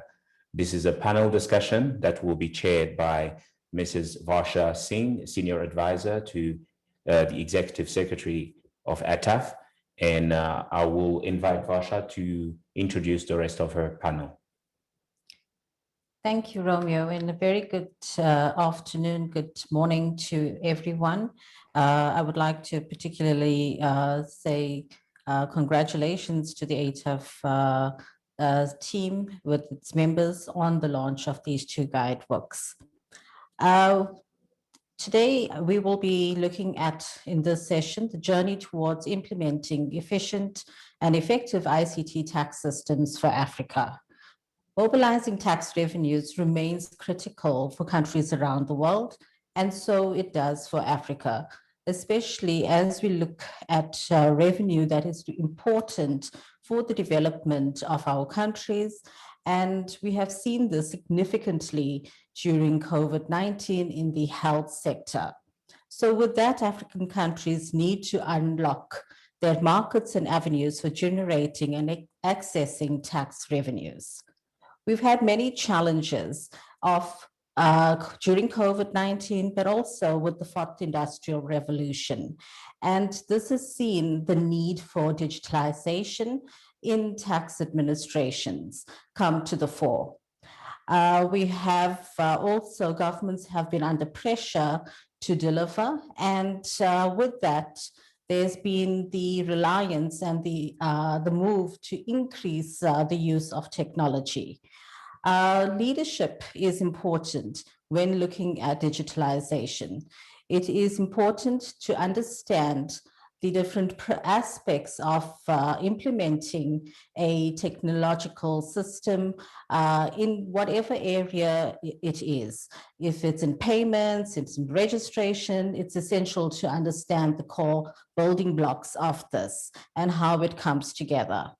So moving tax administrations to the digital frontier is the whole essence of the ICT products developed by ATAF to answer the question of how this can be done better, especially in the African context. In this scenario, you have heard from the ATAF Executive Secretary that ATAF will be embarking on a feasibility to develop an IT tax system for Africa towards better tax administration and taxpayer engagement. With that, let me introduce to you my esteemed panel that is made up of experts from Africa in the various tax administrations, and we will look at how we can take this discussion forward, and also they will share with you today some of their experiences, some of the challenges they've had, as well as what are some of their successes in this field. I just want to apologize firstly to my panel that you only have 5 minutes to respond to the different questions that I would pose to you. And I encourage all of you participants to pose your questions in the chat room. So my first panelist is Mr. Chimambo, who's the Director for Innovation at the Zambia Revenue Authority. The second is Ms. Ndao, who's the Director for Tax Centers in Senegal. I then have Mr. Ngumbala, who's the Head of Business Strategy and Development at the Eswatini Revenue Authority. And finally, I have Mr. Daniel Noor, who's the Head of Tax Policy Unit at the Ministry of Finance in Ghana. So to kick this off, my first question will be posed to Mr. Chimambo. According to the ATAF 2020 ICT Survey, many heads of revenue administrations have raised issues of increasing ICT costs and capacity needs. Yet now, ICT is essential tools for tax administrations. How can revenue administrations implement ICT, ensuring that there is effective cost without compromising quality? And what are the cost variables that revenue authorities should prioritize when implementing ICT? Over to you, Mr. Chimambo. Thank you very much, and good morning or good afternoon to everyone. So I'll give some practical experience that we've had here at the Zambia Revenue Authority. We obviously, as we all understand, besides staff costs, technology is one of the highest costs that our organizations have to incur, and it's beyond revenue authorities. Many organizations have in the past few years complained about the cost of technology. And the cost elements vary from hardware, to operating system, to databases, and the various licensing and procurement elements therein. So what we decided to do as the Zambia Revenue Authority is to pick up the various components of these cost structures and decide that there are certain elements that we do not necessarily need to import. The biggest problem we have, particularly in Africa, is almost all the layers of technology have to be imported in one way or the other. But we realize that there are certain areas where we can take control. For instance, in the system side of things, we realize that in Zambia and by extension many African countries, we have the skills to develop these tax administration systems. We may not have the capability to manufacture hardware, for instance, but we decided that from the application layer, we should be able to to use our local skills to build our systems. And so I think about 2 years ago we decided to go that route. And one of the strategies we did is to pick another public institution in form of a university to be able to manage our costs, but also to manage our procurement guidelines to make it easier for us to go that route.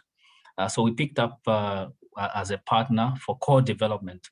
And by the way, the key is that we co-develop our systems, with this strategic partner, which is our one of our local public universities. So with that kind of strategy, we've seen our costs reduced quite drastically. I'll mention some of the numbers briefly just in a bit. But besides that, we have seen that we have built capacity within our two organizations and the country by extension to be able to deliver solutions that give relevance to our local problems as a revenue authority. So we've seen ourselves cut down on a lot of licensing costs. In the past, we used to have systems that were imported from various parts of the world, and now we don't do that anymore. And so, there are direct and indirect costs that we have drastically reduced. Other cost elements that would come would be for upgrades, for instance, or tax changes. Every year when the budget is announced, there are adjustments to the tax regime. So it's much easier now for us as a Zambia Revenue Authority to make those changes on our systems. Whereas in the past, we would have to spend hundreds of thousands of dollars, and in some cases, millions of dollars to make tax changes or to introduce new tax types on our environments. And so to also achieve that, we've had to restructure our organization to make it a bit more focused, to make sure that we are able to deliver cost efficiencies in our delivery of solutions. So in a nutshell, we've ended up for the domestic taxes system from a development and contracting and project management costs, as compared to what we had in the past, we've cut our costs by over 50%. When it comes to support and maintenance, we've cut our costs to over 70%, whereas in the past would pay many hundreds of thousands of dollars. Now we are paying a small fraction of that, to support and maintain our system. But also, I think one exciting thing is the fact that from a revenue perspective, we've also seen an increase in revenue. Having built this system, by the way, we've had it for the past 1.5 years. As we stand right now, despite COVID, we are about 39% above target, all because of this new strategy around developing easier, simpler, cost-effective systems that are relevant for the African market, for the Zambian environment. We've also had many other possibilities. The presentation showed that, for instance, SARS is able to exploit artificial intelligence and other capabilities similarly to us because we've made it easier and cheaper, both all the way from registration to payment. We have many other capabilities. So we are able to integrate with other government agencies, with all the banks in Zambia for mobile money, etc. So the cost has also extended, to our taxpayers. It's much cheaper for us, for them to be tax compliant because of the new initiatives that we've had. The other thing, last but not least, what we have done is that we've tried as much as possible to standardize, our IT infrastructure, our IT platforms. That way we benefit from the economies of scale. So a simple example is, for instance, on databases, if we say, okay, we're going to go the Oracle route, we make it a standard. By the time we go to, to these international vendors to seek discounts on licenses, as an example, we are able to have a much higher bargaining power. So that standardization has helped us quite a lot. But in terms of developing solutions, we are doing it ourselves. We are actually now working on the custom system so that we have an integrated tax administration system. And we expect that in the next year or so, our cost structure will be drastically reduced as compared to what we had 2-3 years ago. Thank you, Mr. Chimambo, for that and for sharing the Zambia experience. I think what is critical is the role of partnership in the development of your tax system, and also how this has driven your cost efficiency in-house as well. So thank you for that. With that, we move to Madam Ndao, and we have seen that tax administrations are partnering with various stakeholders. Firstly, our taxpayers, then we have tax practitioners, we have various third parties that we are also today receiving data from. So stakeholder engagement plays a critical role in the development of new products. So if you could share with us what do you think are the failures of revenue administrations to involve stakeholders in the implementation of ICT products? But also, if you could share with us, how could revenue administrations engage stakeholders to drive long-lasting ICT changes? And thirdly, from your experience, we would like to hear also some of your success stories from Senegal. Thank you. Over to you, Madam. Bonjour, merci de m'avoir donné la parole et de me permettre de participer donc à cette table ronde. En ce qui concerne donc la première question qui consiste à peut-être suggérer ce que les administrations fiscales pourraient faire pour impliquer davantage les parties prenantes. Si je me base sur l'expérience du Sénégal, nous avons à chaque fois pour coutume, à chaque fois qu'on a eu à lancer un projet informatique, a d'abord pensé à identifier donc ce qu'on va appeler les champions du changement. Donc, ça va être les vecteurs, les porteurs du projet.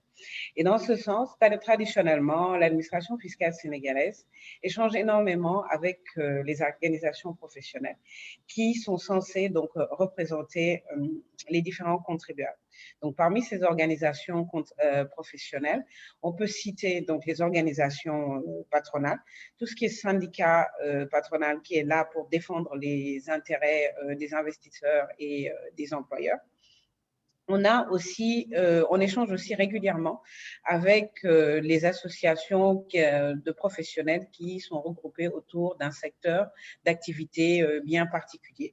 Par exemple, lorsqu'on veut lancer une modification qui va concerner, par exemple, le secteur du transport ou bien le secteur de l'industrie agroalimentaire, on aura tendance à aller directement vers ces professionnels-là pour pouvoir les convaincre et leur demander de nous accompagner pour porter le projet. La dernière catégorie aussi sur laquelle on s'appuie régulièrement lorsqu'on veut vraiment faire accepter ces projets, ces changements informatiques, on passe aussi par les experts fiscaux et les experts comptables, dans la mesure où ces derniers sont chargés de faire les déclarations de leurs clients. Et donc, à ce titre, ce sont des utilisateurs privilégiés des différentes plateformes ou des différents outils informatiques que la Direction générale des impôts du Sénégal met en œuvre et offre à ses contribuables. Donc, cette catégorie de personnes aussi est un partenaire privilégié de l'administration fiscale. Un autre moyen aussi qu'on a eu à utiliser au niveau du Sénégal, ça consiste à demander à des contribuables directement, donc de se porter volontaire lors de la phase de définition des spécifications techniques, c'est-à-dire avant la conception des outils informatiques ou bien lors des phases de test. Si je prends par exemple l'exemple des 2 plateformes qu'on a actuellement en production dans le cadre qui permettent aux contribuables de déclarer et de payer leurs impôts, pour ces 2 plateformes-là, on a eu à travailler directement avec des contribuables pour leur demander de tester les applications et de nous faire part de leur feedback. L'autre élément pour vraiment continuer dans ce sens, pour réussir ces projets informatiques et vraiment continuer à tisser un partenariat solide entre l'administration et les contribuables, ça consiste aussi à faire preuve d'un engagement qui est continu. Ce qui n'est pas forcément facile, compte tenu du fait qu'il y a souvent plusieurs chantiers qui sont ouverts en même temps. Les priorités du moment aussi peuvent être modifiées compte tenu de différentes urgences, de différentes orientations qui peuvent être prises par le gouvernement. Il faut aussi savoir résister aux pressions parce qu'à chaque fois qu'on introduit des changements, il y a forcément des groupes de pression qui vont avoir tendance à s'opposer. Et l'autre élément aussi qu'il faut prendre en compte, c'est aussi l'existence de budget de fonctionnement et de budget d'investissement. Ce qui n'est pas forcément évident parce qu'au début, les fonds peuvent être présents, puis en cours et au milieu du projet, ces fonds peuvent disparaître ou carrément ces fonds peuvent diminuer compte tenu, comme je l'ai dit, de différents changements d'orientation qui peuvent être pris au niveau du gouvernement. L'élément aussi sur lequel, en tout cas au Sénégal, on s'est basé, donc dans notre expérience, c'est aussi, on a beaucoup utilisé les outils de sondage. Parce que après, même si on implique les contribuables, les organisations professionnelles, les représentants et tout, dans la phase de discussion et de conception, une fois que la plateforme est mise en service, il importe, après quelques mois d'utilisation, après quelques mois de mise en production, de faire des sondages sur les utilisateurs réels. Et là, dans le cadre de notre première application de télédéclaration, qui est destinée essentiellement aux grandes entreprises, pour cette solution informatique, après 1 an de mise en œuvre, on a fait un grand sondage en ligne adresser à ces contribuables pour leur demander de nous faire un retour sur leurs sentiments et de donner leur appréciation par rapport à cette plateforme qui était mise en ligne. Et le constat qui a été fait, c'est qu'il y a eu énormément d'observations, autant des points positifs, mais aussi sur les points négatifs qui nous ont été remontés. Nous nous sommes basés là-dessus pour en fait construire le cahier des charges qui a servi à la définition donc des spécifications pour la version 2 de l'application qui va être lancée au cours des prochains mois. Et l'autre point aussi sur lequel je voulais insister, c'est que pour une bonne appropriation de la solution, permettre en fait au public d'adhérer et vraiment aux destinataires des plateformes de déclaration d'impôts et de paiement d'impôts qui sont mises en ligne, ça passe par l'existence d'un service chargé du support informatique. Parce que souvent, lorsqu'on lance une nouvelle application informatique, si on n'a pas un service chargé d'accompagner les utilisateurs, de répondre à leurs questions, d'être présent et de les accompagner étape par étape, on note après un certain désengagement de la part des contribuables parce que c'est une réaction tout à fait naturelle de rejeter dans un premier temps ce qu'on ne comprend pas. Et ça, c'est un point sur lequel vraiment l'administration fiscale sénégalaise a eu à beaucoup travailler après parce que c'est une des grandes leçons apprises. Le lancement d'une nouvelle application, en dépit de toutes les formations que vous pouvez faire, de toutes les vidéos promotionnelles que vous pouvez mettre en ligne, de toute la documentation que vous pouvez mettre à la disposition des contribuables pour leur expliquer comment utiliser les outils qui sont mis à leur disposition. Si vous n'avez pas un bon service support, qui est là capable de fonctionner aux heures ouvrables, aux heures de travail, pour accompagner les utilisateurs, il y aura forcément après des difficultés. Et les difficultés, c'est soit l'abandon de la plateforme, ou bien vous vous retrouvez à avoir des contribuables qui reviennent au niveau de vos services pour continuer dans l'ancien système, alors qu'au contraire, vous voulez les orienter vers ce nouveau système. Donc, l'existence d'un service que je vais appeler un service de support, qui est là, qui est prêt à répondre aux questions des différents utilisateurs, est vraiment quelque chose de très, très important. Donc, voilà ce que je voulais dire brièvement sur la première question que vous venez de me poser. Merci.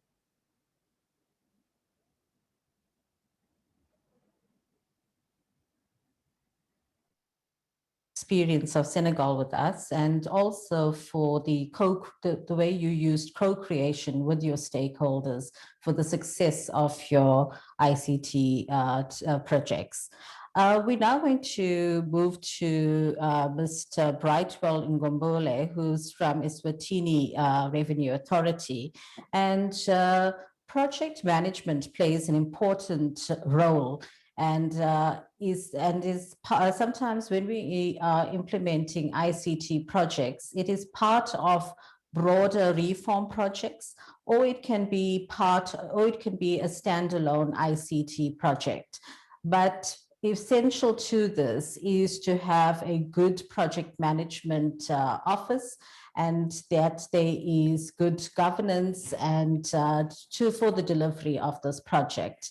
And also, I think important is that projects have a start date and an end date, and that it needs to move to operations. So I have, in this regard, two questions for you.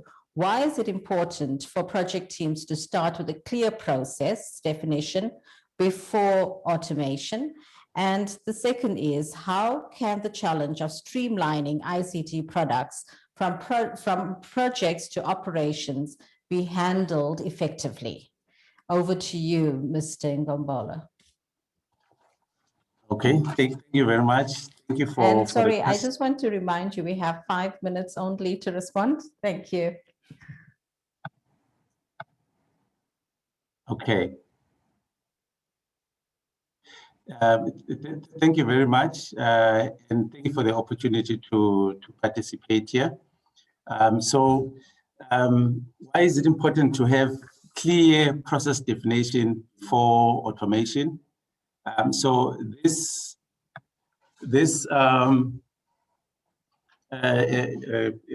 response will be unpacking the importance of process management. It will also unpack the importance of managing the project itself as a process. Let me start with the importance of process management. That every organization has business processes, but not all organizations have documented their business processes. So as such, the processes are in the minds of the staff. Now, business process management is a discipline that formalizes the management of processes. It ensures that processes are documented and that changes to these processes are approved following a procedure. So your BPM coordinates process and systems and ensure the certainty in results. So the documented processes ensure there is the meeting of the minds.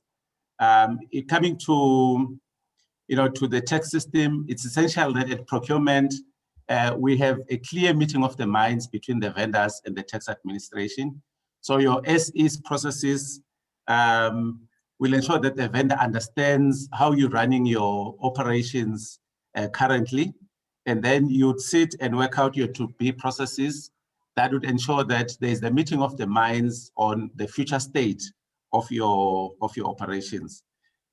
If I can just make an analogy with construction. So if your processes are not documented, your business processes are not documented, it will be as if you are constructing a house without the drawings. So, but the specifications may be there, that you want, for instance, to have a 3-bedroom house, 1 bathroom, 1 kitchen, 1 living room, but without the drawings. Now, we'll understand that you'll be up for surprises or even unpleasant surprises. So it becomes critical that as we start our procurement of the tax system, we are able to find, in addition to the business requirements, we find each other with the vendor on what the SE's processes look like and what the to-be or desired processes or re-engineered processes should look like. Then coming to projects, again, the project is a process that needs to have a very clear start date and end date, with clear structures and on who should participate in that project. Again, I'm talking to a project like a process that it has to be a formalized process that needs to be managed. And then the second part of your question was talking to the challenge of delivering ICT products and ensuring that there is a good uptake in operations. So this second part of the question really hinges upon the management of a transition from the old operations supported by the old system to new operations supported by the new system. This was well articulated by my colleague from Senegal when talking about change management, that what is extremely critical is to properly identify those that will be impacted by the change, and then ensure they understand the change early, and then ensure that they are kept up to date with progress, of the project.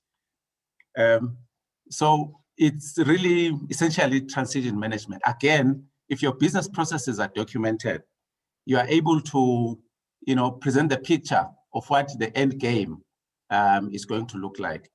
The other very critical component, which was highlighted by CC earlier when they were presenting with Michael, and this is well articulated in the guidebook, is that you implement your project in phases, implement them in stages.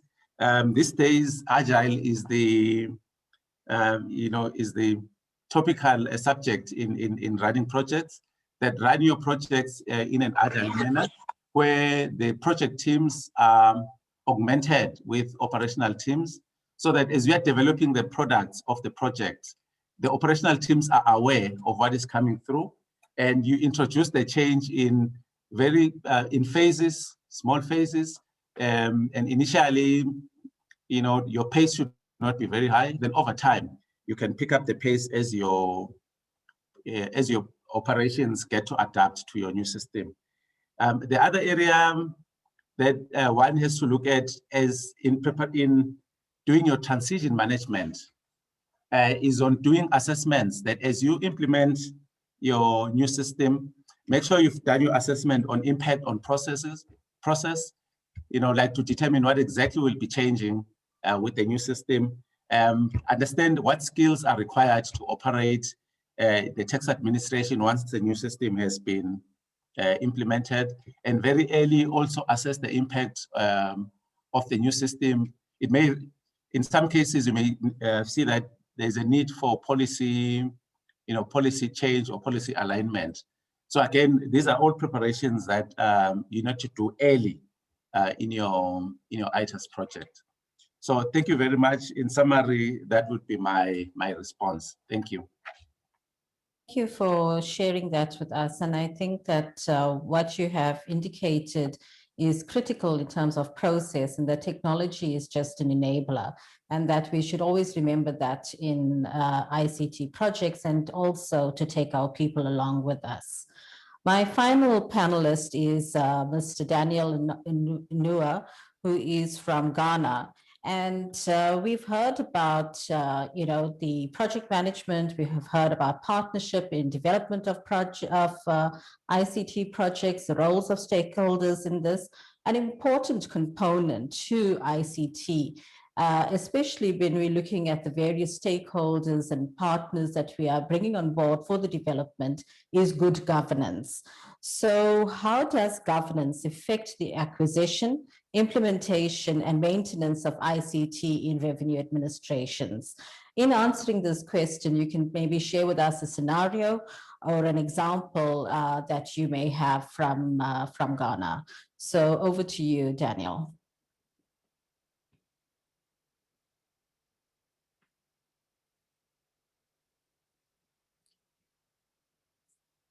Daniel, I don't know if you're muted. Can you unmute yourself? Sorry, good morning, everyone. Thank you. Yeah.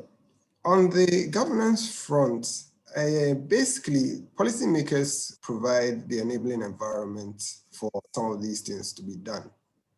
And that one comes in the form of provision of adequate legislation, making sure that there's funding, ensuring that there's coordination among the various agencies involved, because when it comes to an IT system, there's the national ITC policy.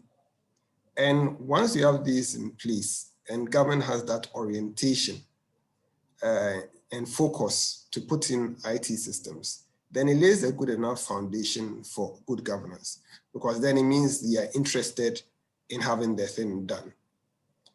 And in that sense, for example, in Ghana, we have quite a few pieces of legislation that sort of support that.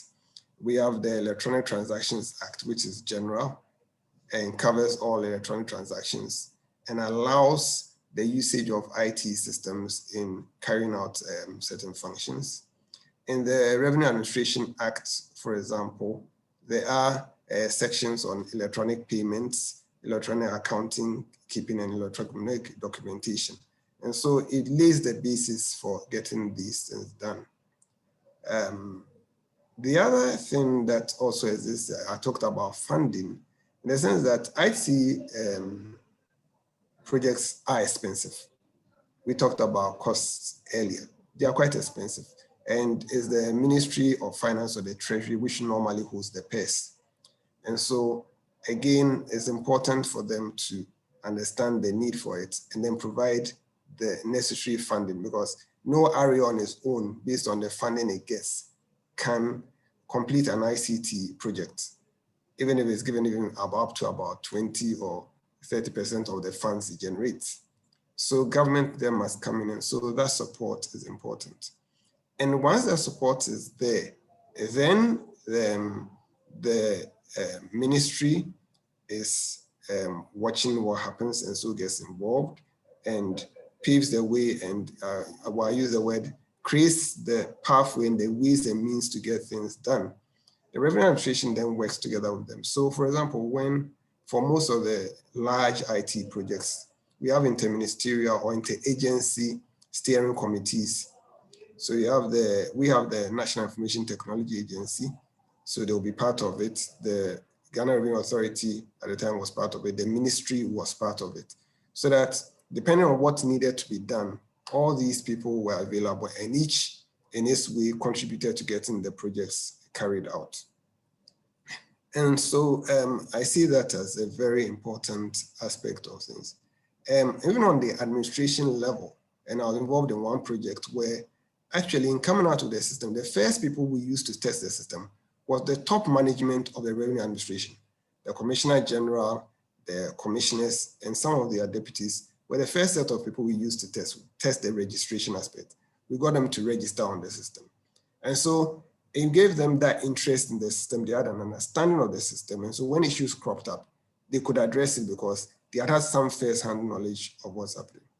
So in a nutshell, I'll say that's one of it. And the uptake of REs normally is because there's some benefit in it. The REs are going to bring in revenue. And so it makes it easier then to support them to get things done. So in Ghana, the Revenue Authority has several IT systems. The local government authorities are now building up. But then it was important because to do the Revenue Authority first, because that brings in the larger amounts. And basically then you have some more funding that you can use to attend to the others and build the pool. So maybe I'll stop with this one and look at it. I think there was a question, actually, maybe let me address it, that sometimes plans are a bit rigid. And so the RAs are forced to carry out things that may not be in their plan. I believe that there's the need for engagement. The RAs have an issue. There's the IT projects that they have or the program they have.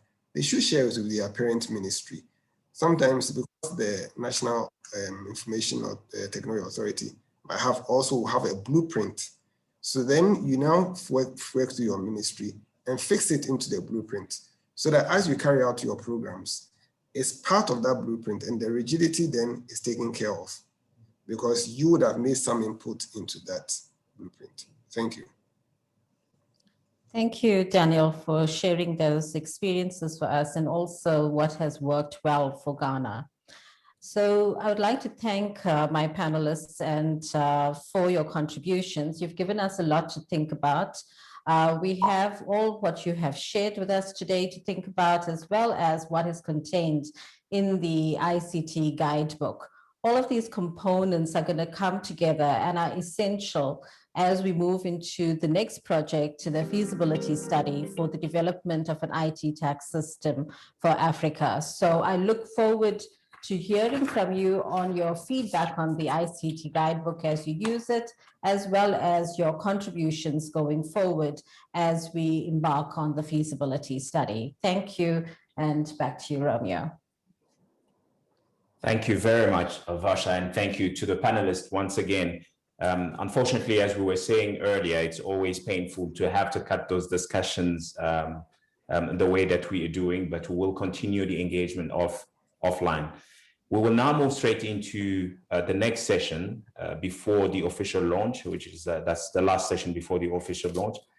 That's a panel discussion also that will focus on the path towards policy reform for an improved informal sector fiscal management. And to lead us into this session, I would like to invite Dr. Nara Monkam, who is the Director of Research at ATAF. Dr. Monkam, please. Thank you very much, Romeo, and good morning or good afternoon to you all. First of all, please allow me to thank everybody for being here today, for joining us for this event. Apologies that we are running a little bit late. So thank you to all the panelists and thank you to all the participants for joining us. So without further ado, I'll just then dive right into the fourth session, which is on the informal sector discussion. So as we have heard Mr. Alpha Gom earlier, the informal sector basically is quite prevalent in our continent, with approximately representing, employing around 70% of labor force in sub-Saharan Africa, and also, representing a large portion of our GDP. But unfortunately, it brings, not a significant proportion of revenue. So we are privileged today to have a great team of panelists who will basically assist us in understanding how the recommendations in the guidebooks that we have produced basically can be implemented at our country level, and then also understanding the kind of administrative, institutional, as well as legislative environment that must be put in place in order to do so. So without further ado, I will start the question I'll address the first question to the Acting Commissioner General of the Zimbabwe Revenue Authority, Mr. Ramek Masere. So from your experience, sir, in Zimbabwe, one country, as we know, which has some of the largest informal sector economy, we know that informal sector, for example, are characterized by the fact that, for example, they're not registered in our with revenue authorities, and they have incomes that are often below the meaningful threshold of taxation. So in your experience and giving the recommendation that were proposed in the model earlier by Mr. Alpha Gum, what steps would you put in place to initiate long-lasting reforms to tackle the low level of tax compliance in the informal sector in Zimbabwe and in Africa in general? And then, and how do you propose to basically increase the contribution of this sector in terms of revenue? And then what do you think should be the role of policymakers and legislators, as well as informal sectors actor in these initiatives? The floor is yours, sir. You have 5 minutes. Thank you so much, Dr. Nara, and good afternoon or good morning, depending on where you are connected from. We do have multiple players that are interested in the performance of our informal sector within the Zimbabwean economy. One of the key issues that we have noted and what is critical is ensuring that there is common understanding, there is coherence within the various authorities, both directly and indirectly, in as far as the economic activities of the informal sector is concerned. From a government level perspective, we do have a ministry that is directly responsible for assisting, governing, and policy development in as far as the informal sector is concerned. The local authorities are a key interested party. ZIMRA also is a key part, like you've already indicated. These, amongst major stakeholders, need to have a common understanding of the needs and the challenges that the informal sector is experiencing. And that is found to be quite necessary, because with that clear understanding of the informal sector, we then find it easy and important then to make sure that the informal sector themselves do have a clearly defined relationship with the stakeholders. Education is also key. The Zimbabwean operates a self-assessment tax regime, which is quite complex. And unfortunately, the law itself has tried and segment the understanding or the administration of the informal sector. We therefore have designed deliberate tax education programs to try and demystify areas of law and create a good relationship between authorities and the informal sector, providing proper education This will ensure that their understanding of their obligations of the citizens is quite clear. The informal sector faces various taxes from various stakeholders. I've already alluded to the specific taxes that are administered by the local authorities. There are taxes that are administered by ZIMRA, and these in themselves create a bigger obligation in as far as the informal sector is concerned. And then to try and simplify their tax obligations, we think that a specific informal sector designed tax system would help, as we are currently operating what we call the informal traders tax, the presumptive taxes. And these are taxes that are designed to encourage compliance in this sector. To try and simplify that as well, we find it necessary to make sure that the forms that are supposed to be used by the formal sector are simplified. The registration process must also be simplified. The tax payment system must be such that it's not onerous, makes it simpler for the informal sector to comply. The tax rates should not necessarily be punitive. Where clients or taxpayers are not clear in terms of what their tax obligations are, we find it's important that we are available and ready to assist in resolving any queries that may exist. I've already alluded to a simplified tax legislation framework and system that will enable tax compliance. The governance framework, we all know that this is not a sophisticated type of segment of our players in the economy. They look at how they can survive. Therefore, the issues of tax governance could be a challenge. And then we also think that as we continue to develop technology and facilitate the use of technology for their tax compliance, would also help in minimizing the tax obligations. The mobile operators, especially when you're looking at the cell phone industry, that can also help in simplifying tax administration. So applications that are developed specifically for the informal sector will also help and assist in terms of making sure that compliance is made easier.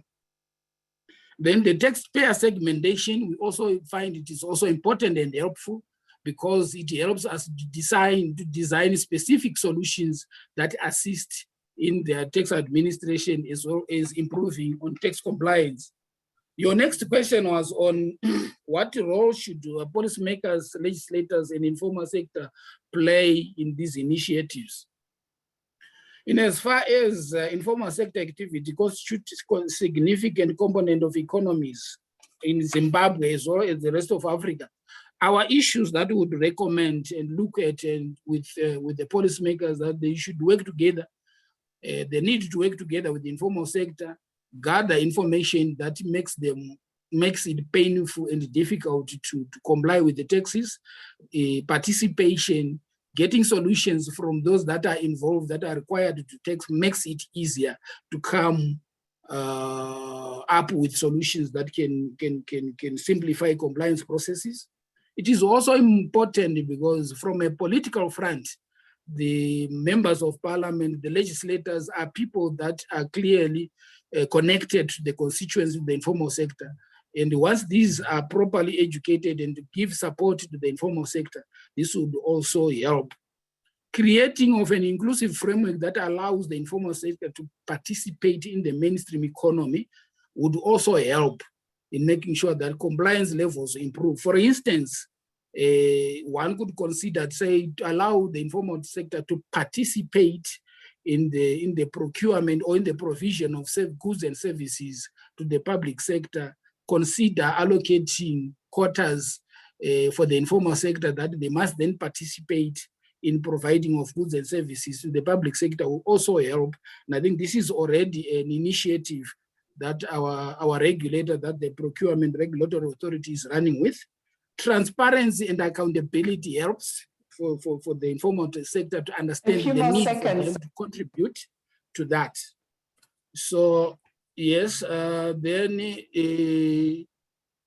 You also wanted to look at the generation of a common unique identifier that helps in collecting data that then can be used by the policymaker to make policy decisions, and also have an overall oversight of the economic activity of all key players within the economy also helps. And then the informal sector itself, just to wrap up, the willingness to learn and understand taxes would also be key, and they must appreciate their responsibilities, and then by so appreciating their responsibility would then make sure that they understand the need for them to pay on time and in full all the time. And they must also work together within their own respective areas of economic activities to share ideas, and somebody must then be able to facilitate and provide a framework or a platform where this can happen. So in summary, those are some of the issues that to talk to how we can improve the tax obligations, as well as making sure that compliance levels in the informal sector improves. I thank you. Thank you very much, Commissioner General, for highlighting a little bit of what you're already doing in Zimbabwe to reduce the size of the informal sector and increase its contribution. So I will address the second question immediately to Mr. Bruno Kanga, who is the Director of Tax Operation at the DGI in Côte d'Ivoire.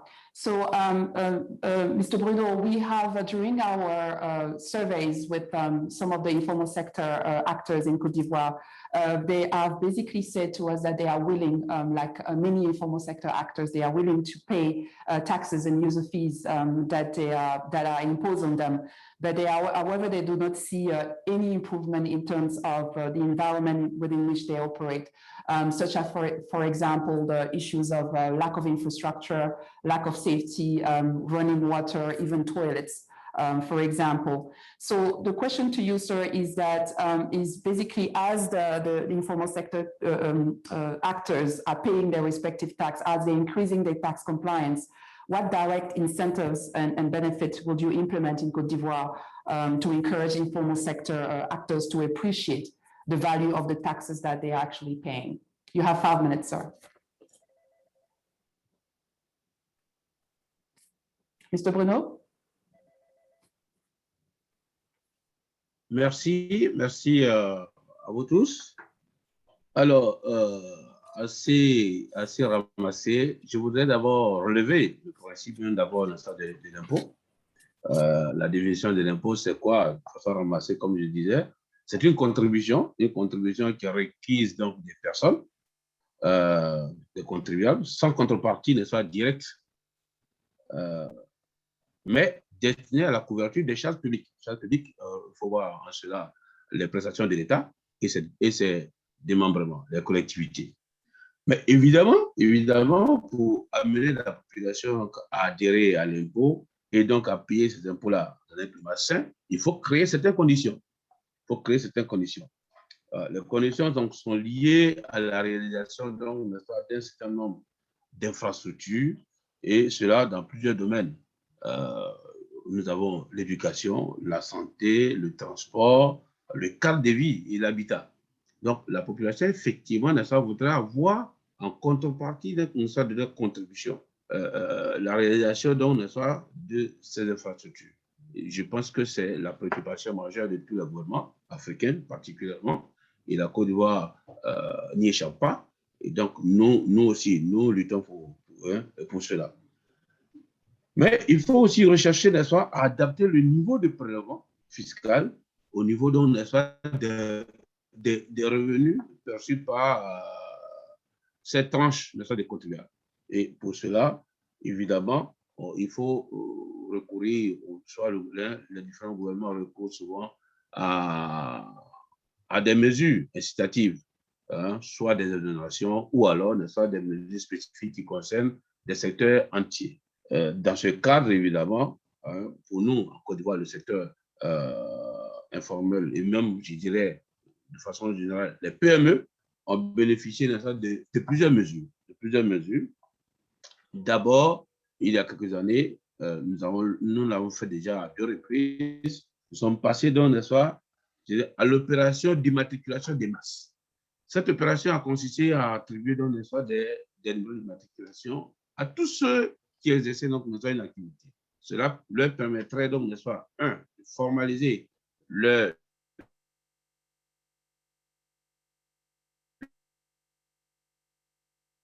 l'activité et surtout à terme de pouvoir participer à la commande publique. Et ça, c'est vrai, on a enregistré beaucoup d'adhérents, mais par la suite, évidemment, on n'en a pas reçu en retour beaucoup de contributeurs. Et ça, cela est lié donc effectivement à cette appellation dont vous avez parlé. Pour certaines catégories d'ailleurs, nous avons donc, n'est-ce pas, opéré, je dirais, accordé beaucoup de faveurs des exonérations en matière de patentes pour les 3 années de création, la réduction de moitié des contributions pour ceux qui sont adhérents des CGA, parce que, évidemment aussi, cela, il faut le faire encadrer par des centres de gestion agréés. Aujourd'hui, l'année fiscale 2021 nous donne encore plus de possibilités parce que nous sommes allés encore plus loin dans la segmentation.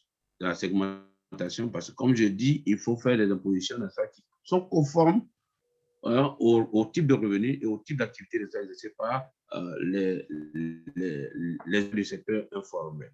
Nous avons aujourd'hui le régime de l'entrepreneur posé par 2 catégories. Il y a ceux qui relèvent dans le stade des collectivités, qui payent ce qu'on appelle la taxe communale de l'entrepreneur, et ceux qui relèvent dans le stade de la gestion des impôts, et donc qui payent la taxe d'État de l'entrepreneur. Mais je dirais l'innovation majeure, c'est que aujourd'hui, on a simplifié le système d'imposition.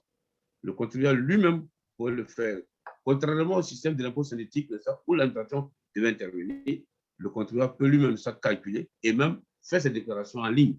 Parce qu'on a parlé tout à l'heure des TIC. La Côte d'Ivoire est engagée résolument aussi dans la voie des TIC.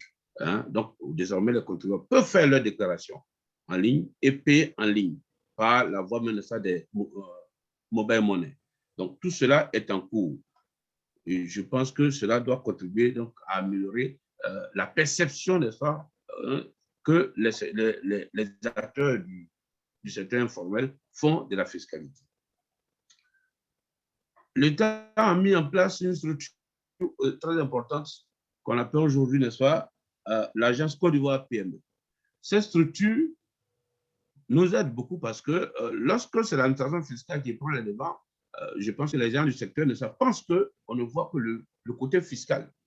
Cette structure s'occupe à la fois de toutes les formalités de création pour avoir le statut de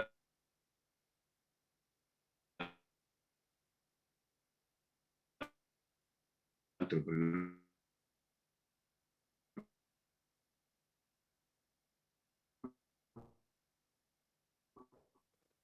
Le statut de l'entrepreneur.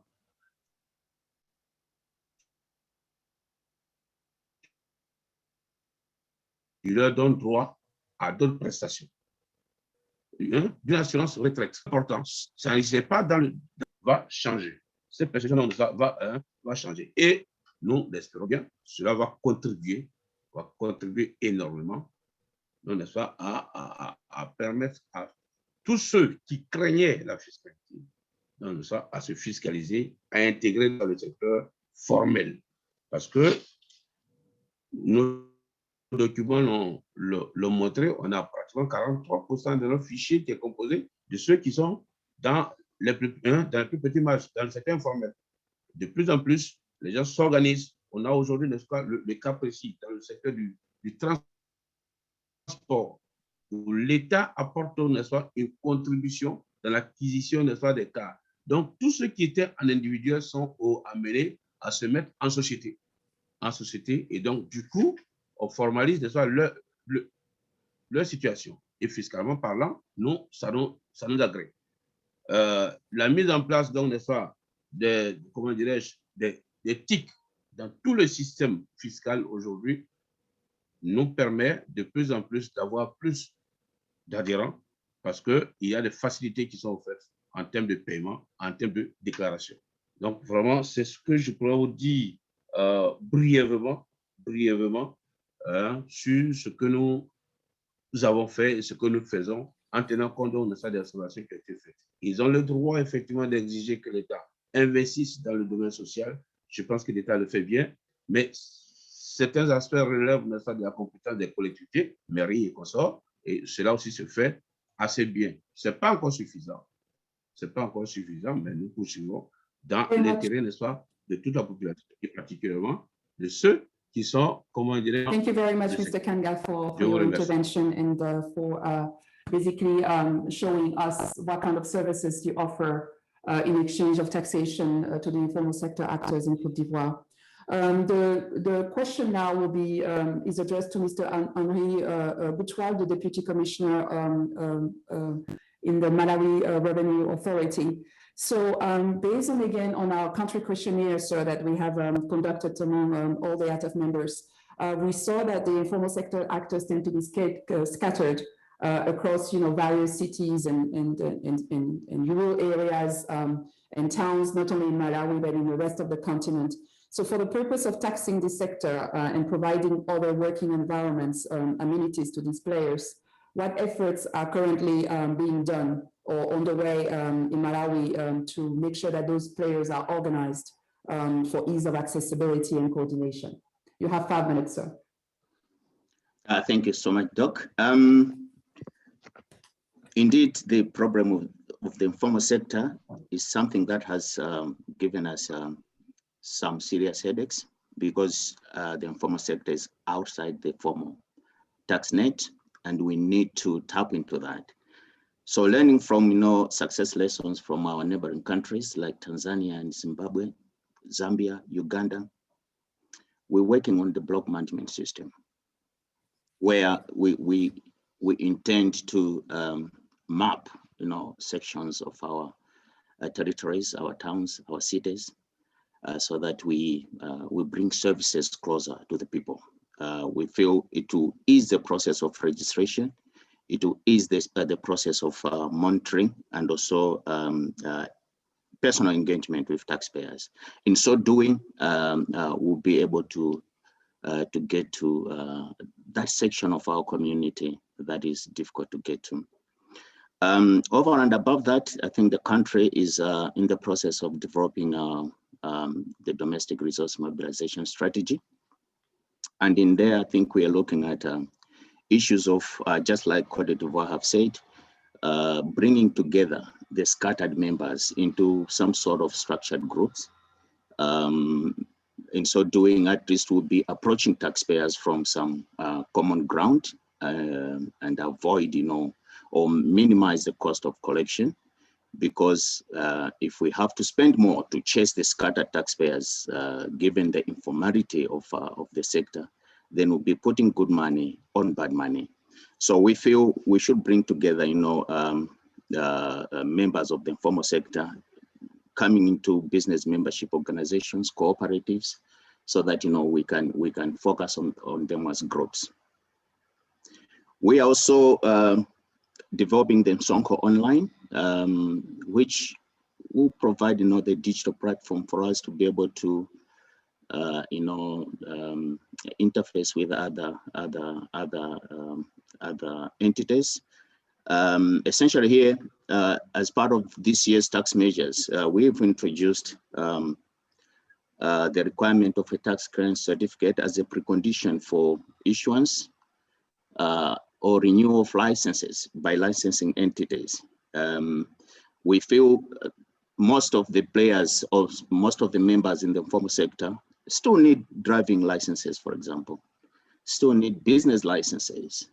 And we feel if we have to, get them through the licensing process, force them to get a tax clearance certificate, then they will be brought into the tax net and thereby, start contributing to the fiscus. We have also introduced or redesigned our presumptive tax system, more along the lines of what Zimbabwe has done, making it easier.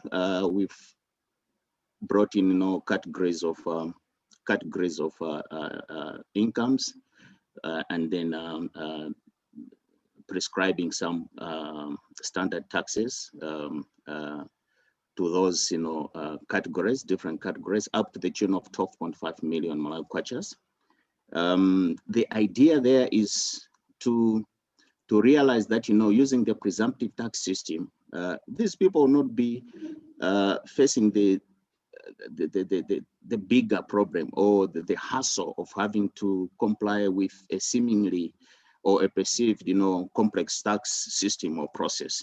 But if they're asked just to pay, that presumptive tax, they'll still be contributing to the fiscus, but also in the process, the tax system will be nurturing them so that, they migrate into the formal tax, system, and then start contributing using the normal and prescribed, processes. We have also introduced, starting from this year, the advanced, income tax on commercial imports. Again, a lot of small traders, small business persons do cross-border trading, but they are not in the formal tax system. So we feel that, with the advanced tax, which is a withholding tax, it's not a final tax, but a withholding tax, advanced, tax on commercial imports, they will be compelled, so to say, to come in and register and then start filing their tax returns, and thereby now joining the formal sector, as it were. So we are also borrowing on the experiences from Zambia. We have introduced the requirement for a tax identification number for all persons seeking to open commercial business accounts. We will, I think, leverage on the KYC process that the banking institutions have put in place to feed into our database in the tax system. So in a nutshell, Doc, that's what I can say within the 5 minutes that you've given me to say we should definitely tap into the informal sector, because our failures so far as tax systems have definitely created a tax gap, and we are failing to realize our revenue potentials as revenue administrations, and we need definitely to work on improving our efforts in that regard. That's what I can say in 5 minutes. Thank you so much. Thank you very much, Mr. Gutra, for your intervention. And participants, I will basically beg 3 more minutes of your time to ask one final question to Professor Albert Makote-Kwana, to basically ask him that we know, for example, that there's a lot of informal sector actors who are basically hiding in the informal sector, and they should not be there because of the nature of their wealth and the large asset value that they basically have. But they choose to stay in the informal sector, basically to hide and to take advantage of a slow and simplified tax regime. In less than 3 minutes, Prof, would you mind basically sharing with us some measures that we should put in place to identify and objectively basically tax such, basically, let's call them free riders? Thank you so much. Right, thank you very much, Dr. Nara. Afternoon, morning, or evening, everyone. So given 3 minutes, I will try to ensure that I rush through. Unlike other panelists, me, I am not from the practical side, I am from the academia. So what my response are more of best practices that we have gathered through research across the continent. So one of the means through which we can deal with this challenge where people are hiding in the informal sector is to use legal instruments that are available in our various jurisdictions. For instance, to take advantage of some of those legislation in particular. For instance, as an example, in most jurisdictions, there are issues around, or there are statutes which talks about communication rights, which are like authorizing requests for information from individuals or legal entities subject to accounting obligations to facilitate the taxation of an informal sector actor or to attach part of his or her activities. We have example, for instance, in Benin, they have a route where they have a list of clients. In Tunisia, they have such requirement when it comes to building approvals. Also, within using the legal instrument, there are issues of invoicing control leading to the identification of undeclared activities. For instance, thanks to the verification of invoices issued or received by companies. For instance, in Cote d'Ivoire, issues of institutions of standardized invoice. Then also third, illegal trials of illegal labor whose financing methods often conceal high-stake tax offenses. That also another legal route. There is also the legal route of the right of access and seizure. For instance, under exceptional circumstances, be implemented in the event of presumed fraudulent practices. In this case, this, among others, consists of carrying out under the control, of course, of the judge or criminal investigation police, visits to places or to all places with a view to searching for and the seizure of any documents or papers or material elements likely to demonstrate actions undertaken to evade or to avoid taxation. Then also through the same legal, various legal instruments, the issue of traffic controls that can be used to provide information on the origin or quantity of goods or assets being transported. The purpose of the control is therefore to identify ordering or parties or to know who is doing these activities. Then also there are issues through the legal instrument, institutionalization of coercive measures, where if we suspect that these people or this entity are running away from paying tax or they're hiding behind the informal tax, there are issues of withholding taxes that can be imposed. In other countries, they have what they call, say, garnishing of accounts. Then also non-deductible tax clearance compliance levies, they can also be implemented. I'm trying to, within 3 minutes, I'm sure I'm nearly there. But also there are issues on the lighter note where there's need for collaboration. Collaboration at police institutional level, whereby over and above the tax administration authority, there's also need to include as many tax players or as many stakeholders as possible, including the informal sector and other institutions, so that it becomes a game for everyone within the country, rather than the hide and seek, where the informal sector players will go on one side trying to hide from the tax authorities. I think let me wait here. Thank you, Dr. Nara. So, ladies and gentlemen, we are way out of time, and we truly apologize for running behind. But please allow me to thank my panelists for joining us for this debate. Romeo, the floor is back to you. Thank you.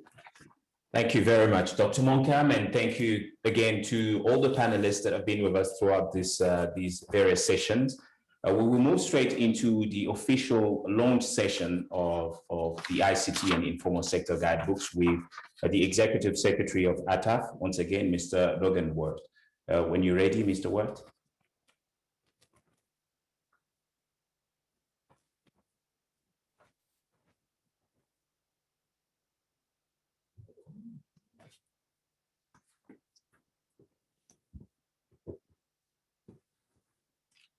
Yes.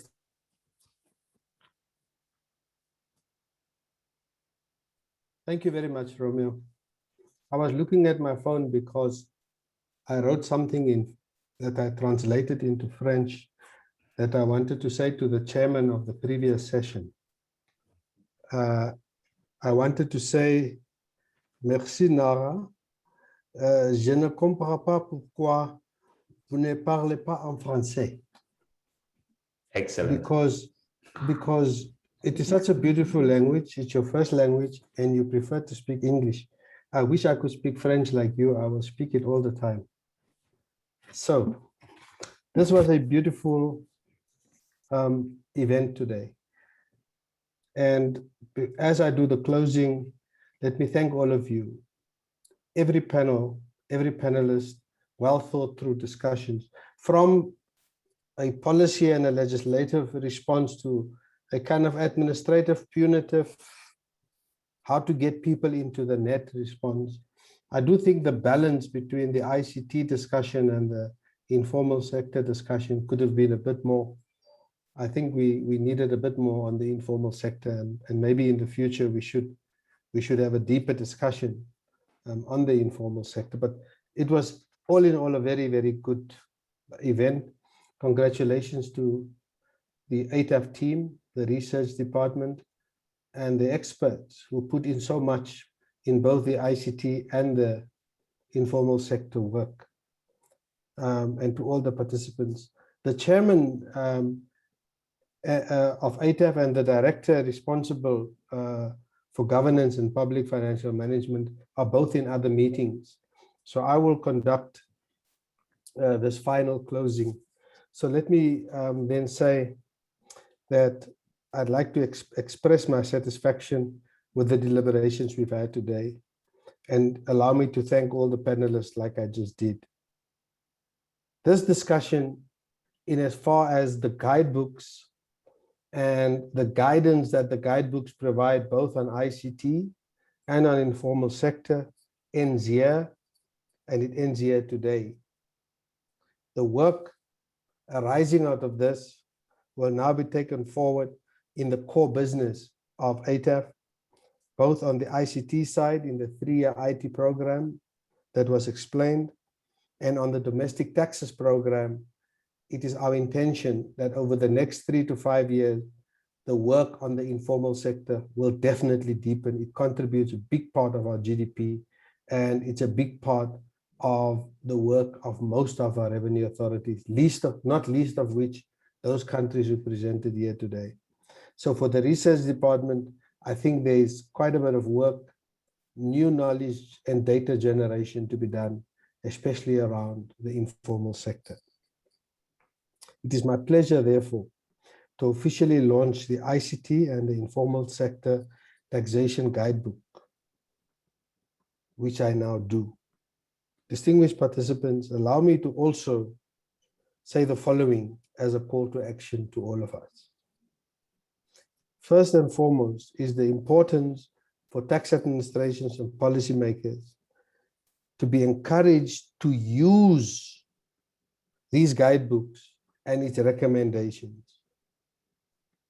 It is important that we use it in accordance with our own needs and our own conditions. That is what guidelines are for. These experts have developed these guidelines in order for us to consider what are the needs and conditions in Eswatini, in Chad, what are the needs in Cote d'Ivoire, what are the needs anywhere else, so that one applied. And therefore, I come back to my earlier point, a well thought through point, the difference between a guide and a model. A model says this is how you must do it. A guide says this is how, based on best practice, it can be done. Use your own conditions. And we obviously are very interested in how you use this and the usefulness of the guide. And in that regard, after a while, we will come back and ask you whether you found it useful. I also want to come back and say to all of the members present and non-members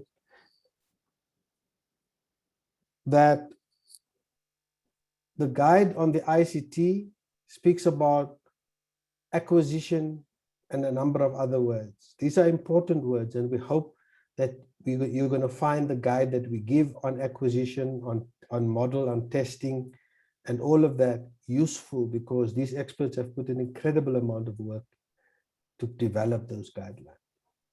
It's important, ladies and gentlemen, that we remember that in the end, the decision is yours.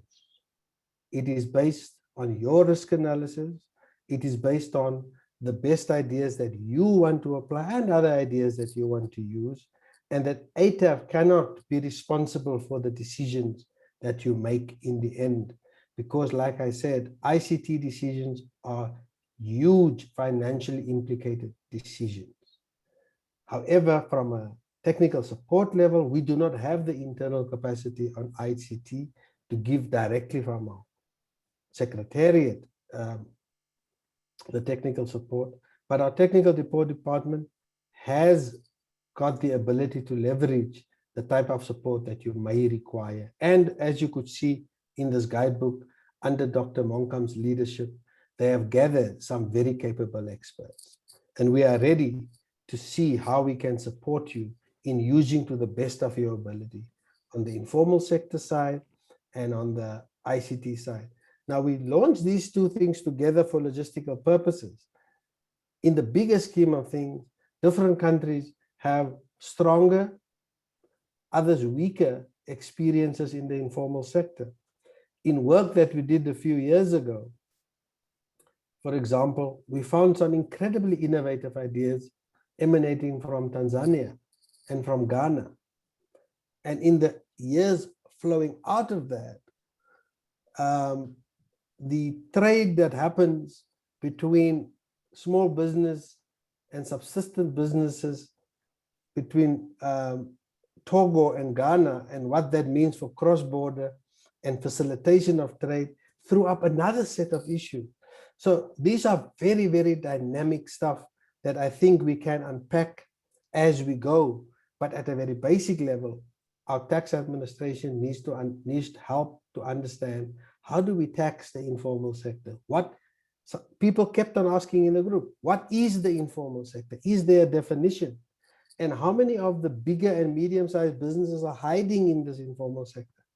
Because it's convenient. And so there's the illicit sector, the informal sector, there's all sorts of definitions, and it's not all the same. And so there's exciting work, ladies and gentlemen, that needs to be done in this regard. So let me conclude.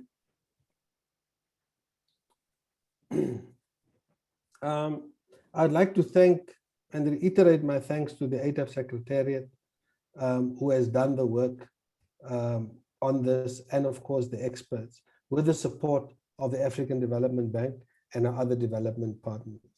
On the informal sector, we must develop the internal domestic tax capability in the Secretariat and deepen the foundation that this guidebook and the process of this guidebook that was so well done has laid for us.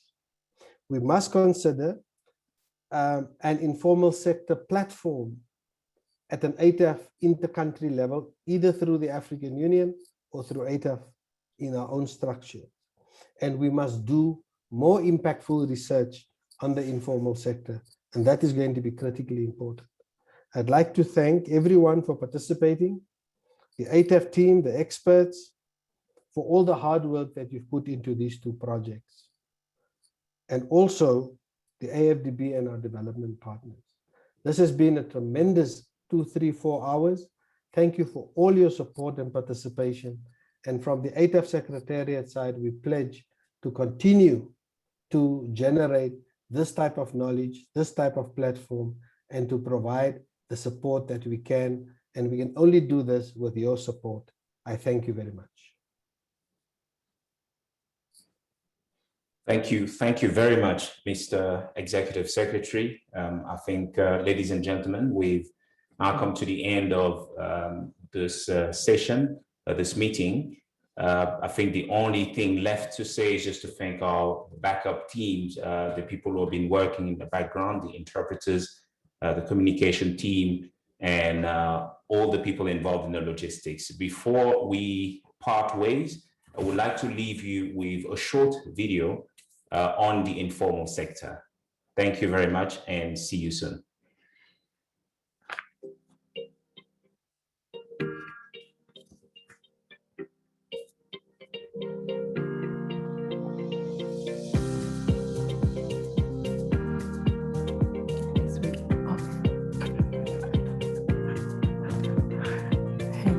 Hello, My name is Frank Kalizinje. I'm a program specialist at the African Tax Administration Forum.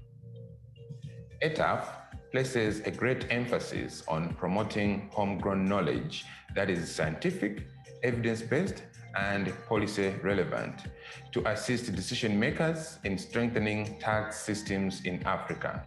This new publication on informal sector taxation forms part and parcel of this objective.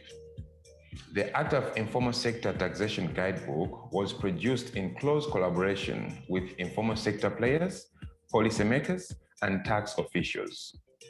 It is a unique publication that provides pragmatic, tailor-made African solutions to the challenges of fiscal management of the informal sector in Africa. Alongside the proposed framework on optimal fiscal management of the informal sector, there is a booklet of good practices, success stories, and lessons learned in this sector. Through the sharing of experiences, its aim is to encourage tax administrations to adopt and adapt winning strategies and implemented by their peers in the taxation of the informal sector in ways befitting their own circumstances. Within the Informal Sector Guidebook, there is a monitoring and assessment tool that enable tax administrations to track progress in implementing the proposed taxation model and benchmark their performance against peers within the region. If at any point, member states require technical assistance, the ATAF Secretariat pledges its availability and support. The Informal Sector Guidebooks can now be accessed on ATAF's website. To countries that did not participate in this informal sector project and are interested, the ATAF Secretariat extends an invitation and strongly encourages them to contact us for further guidance.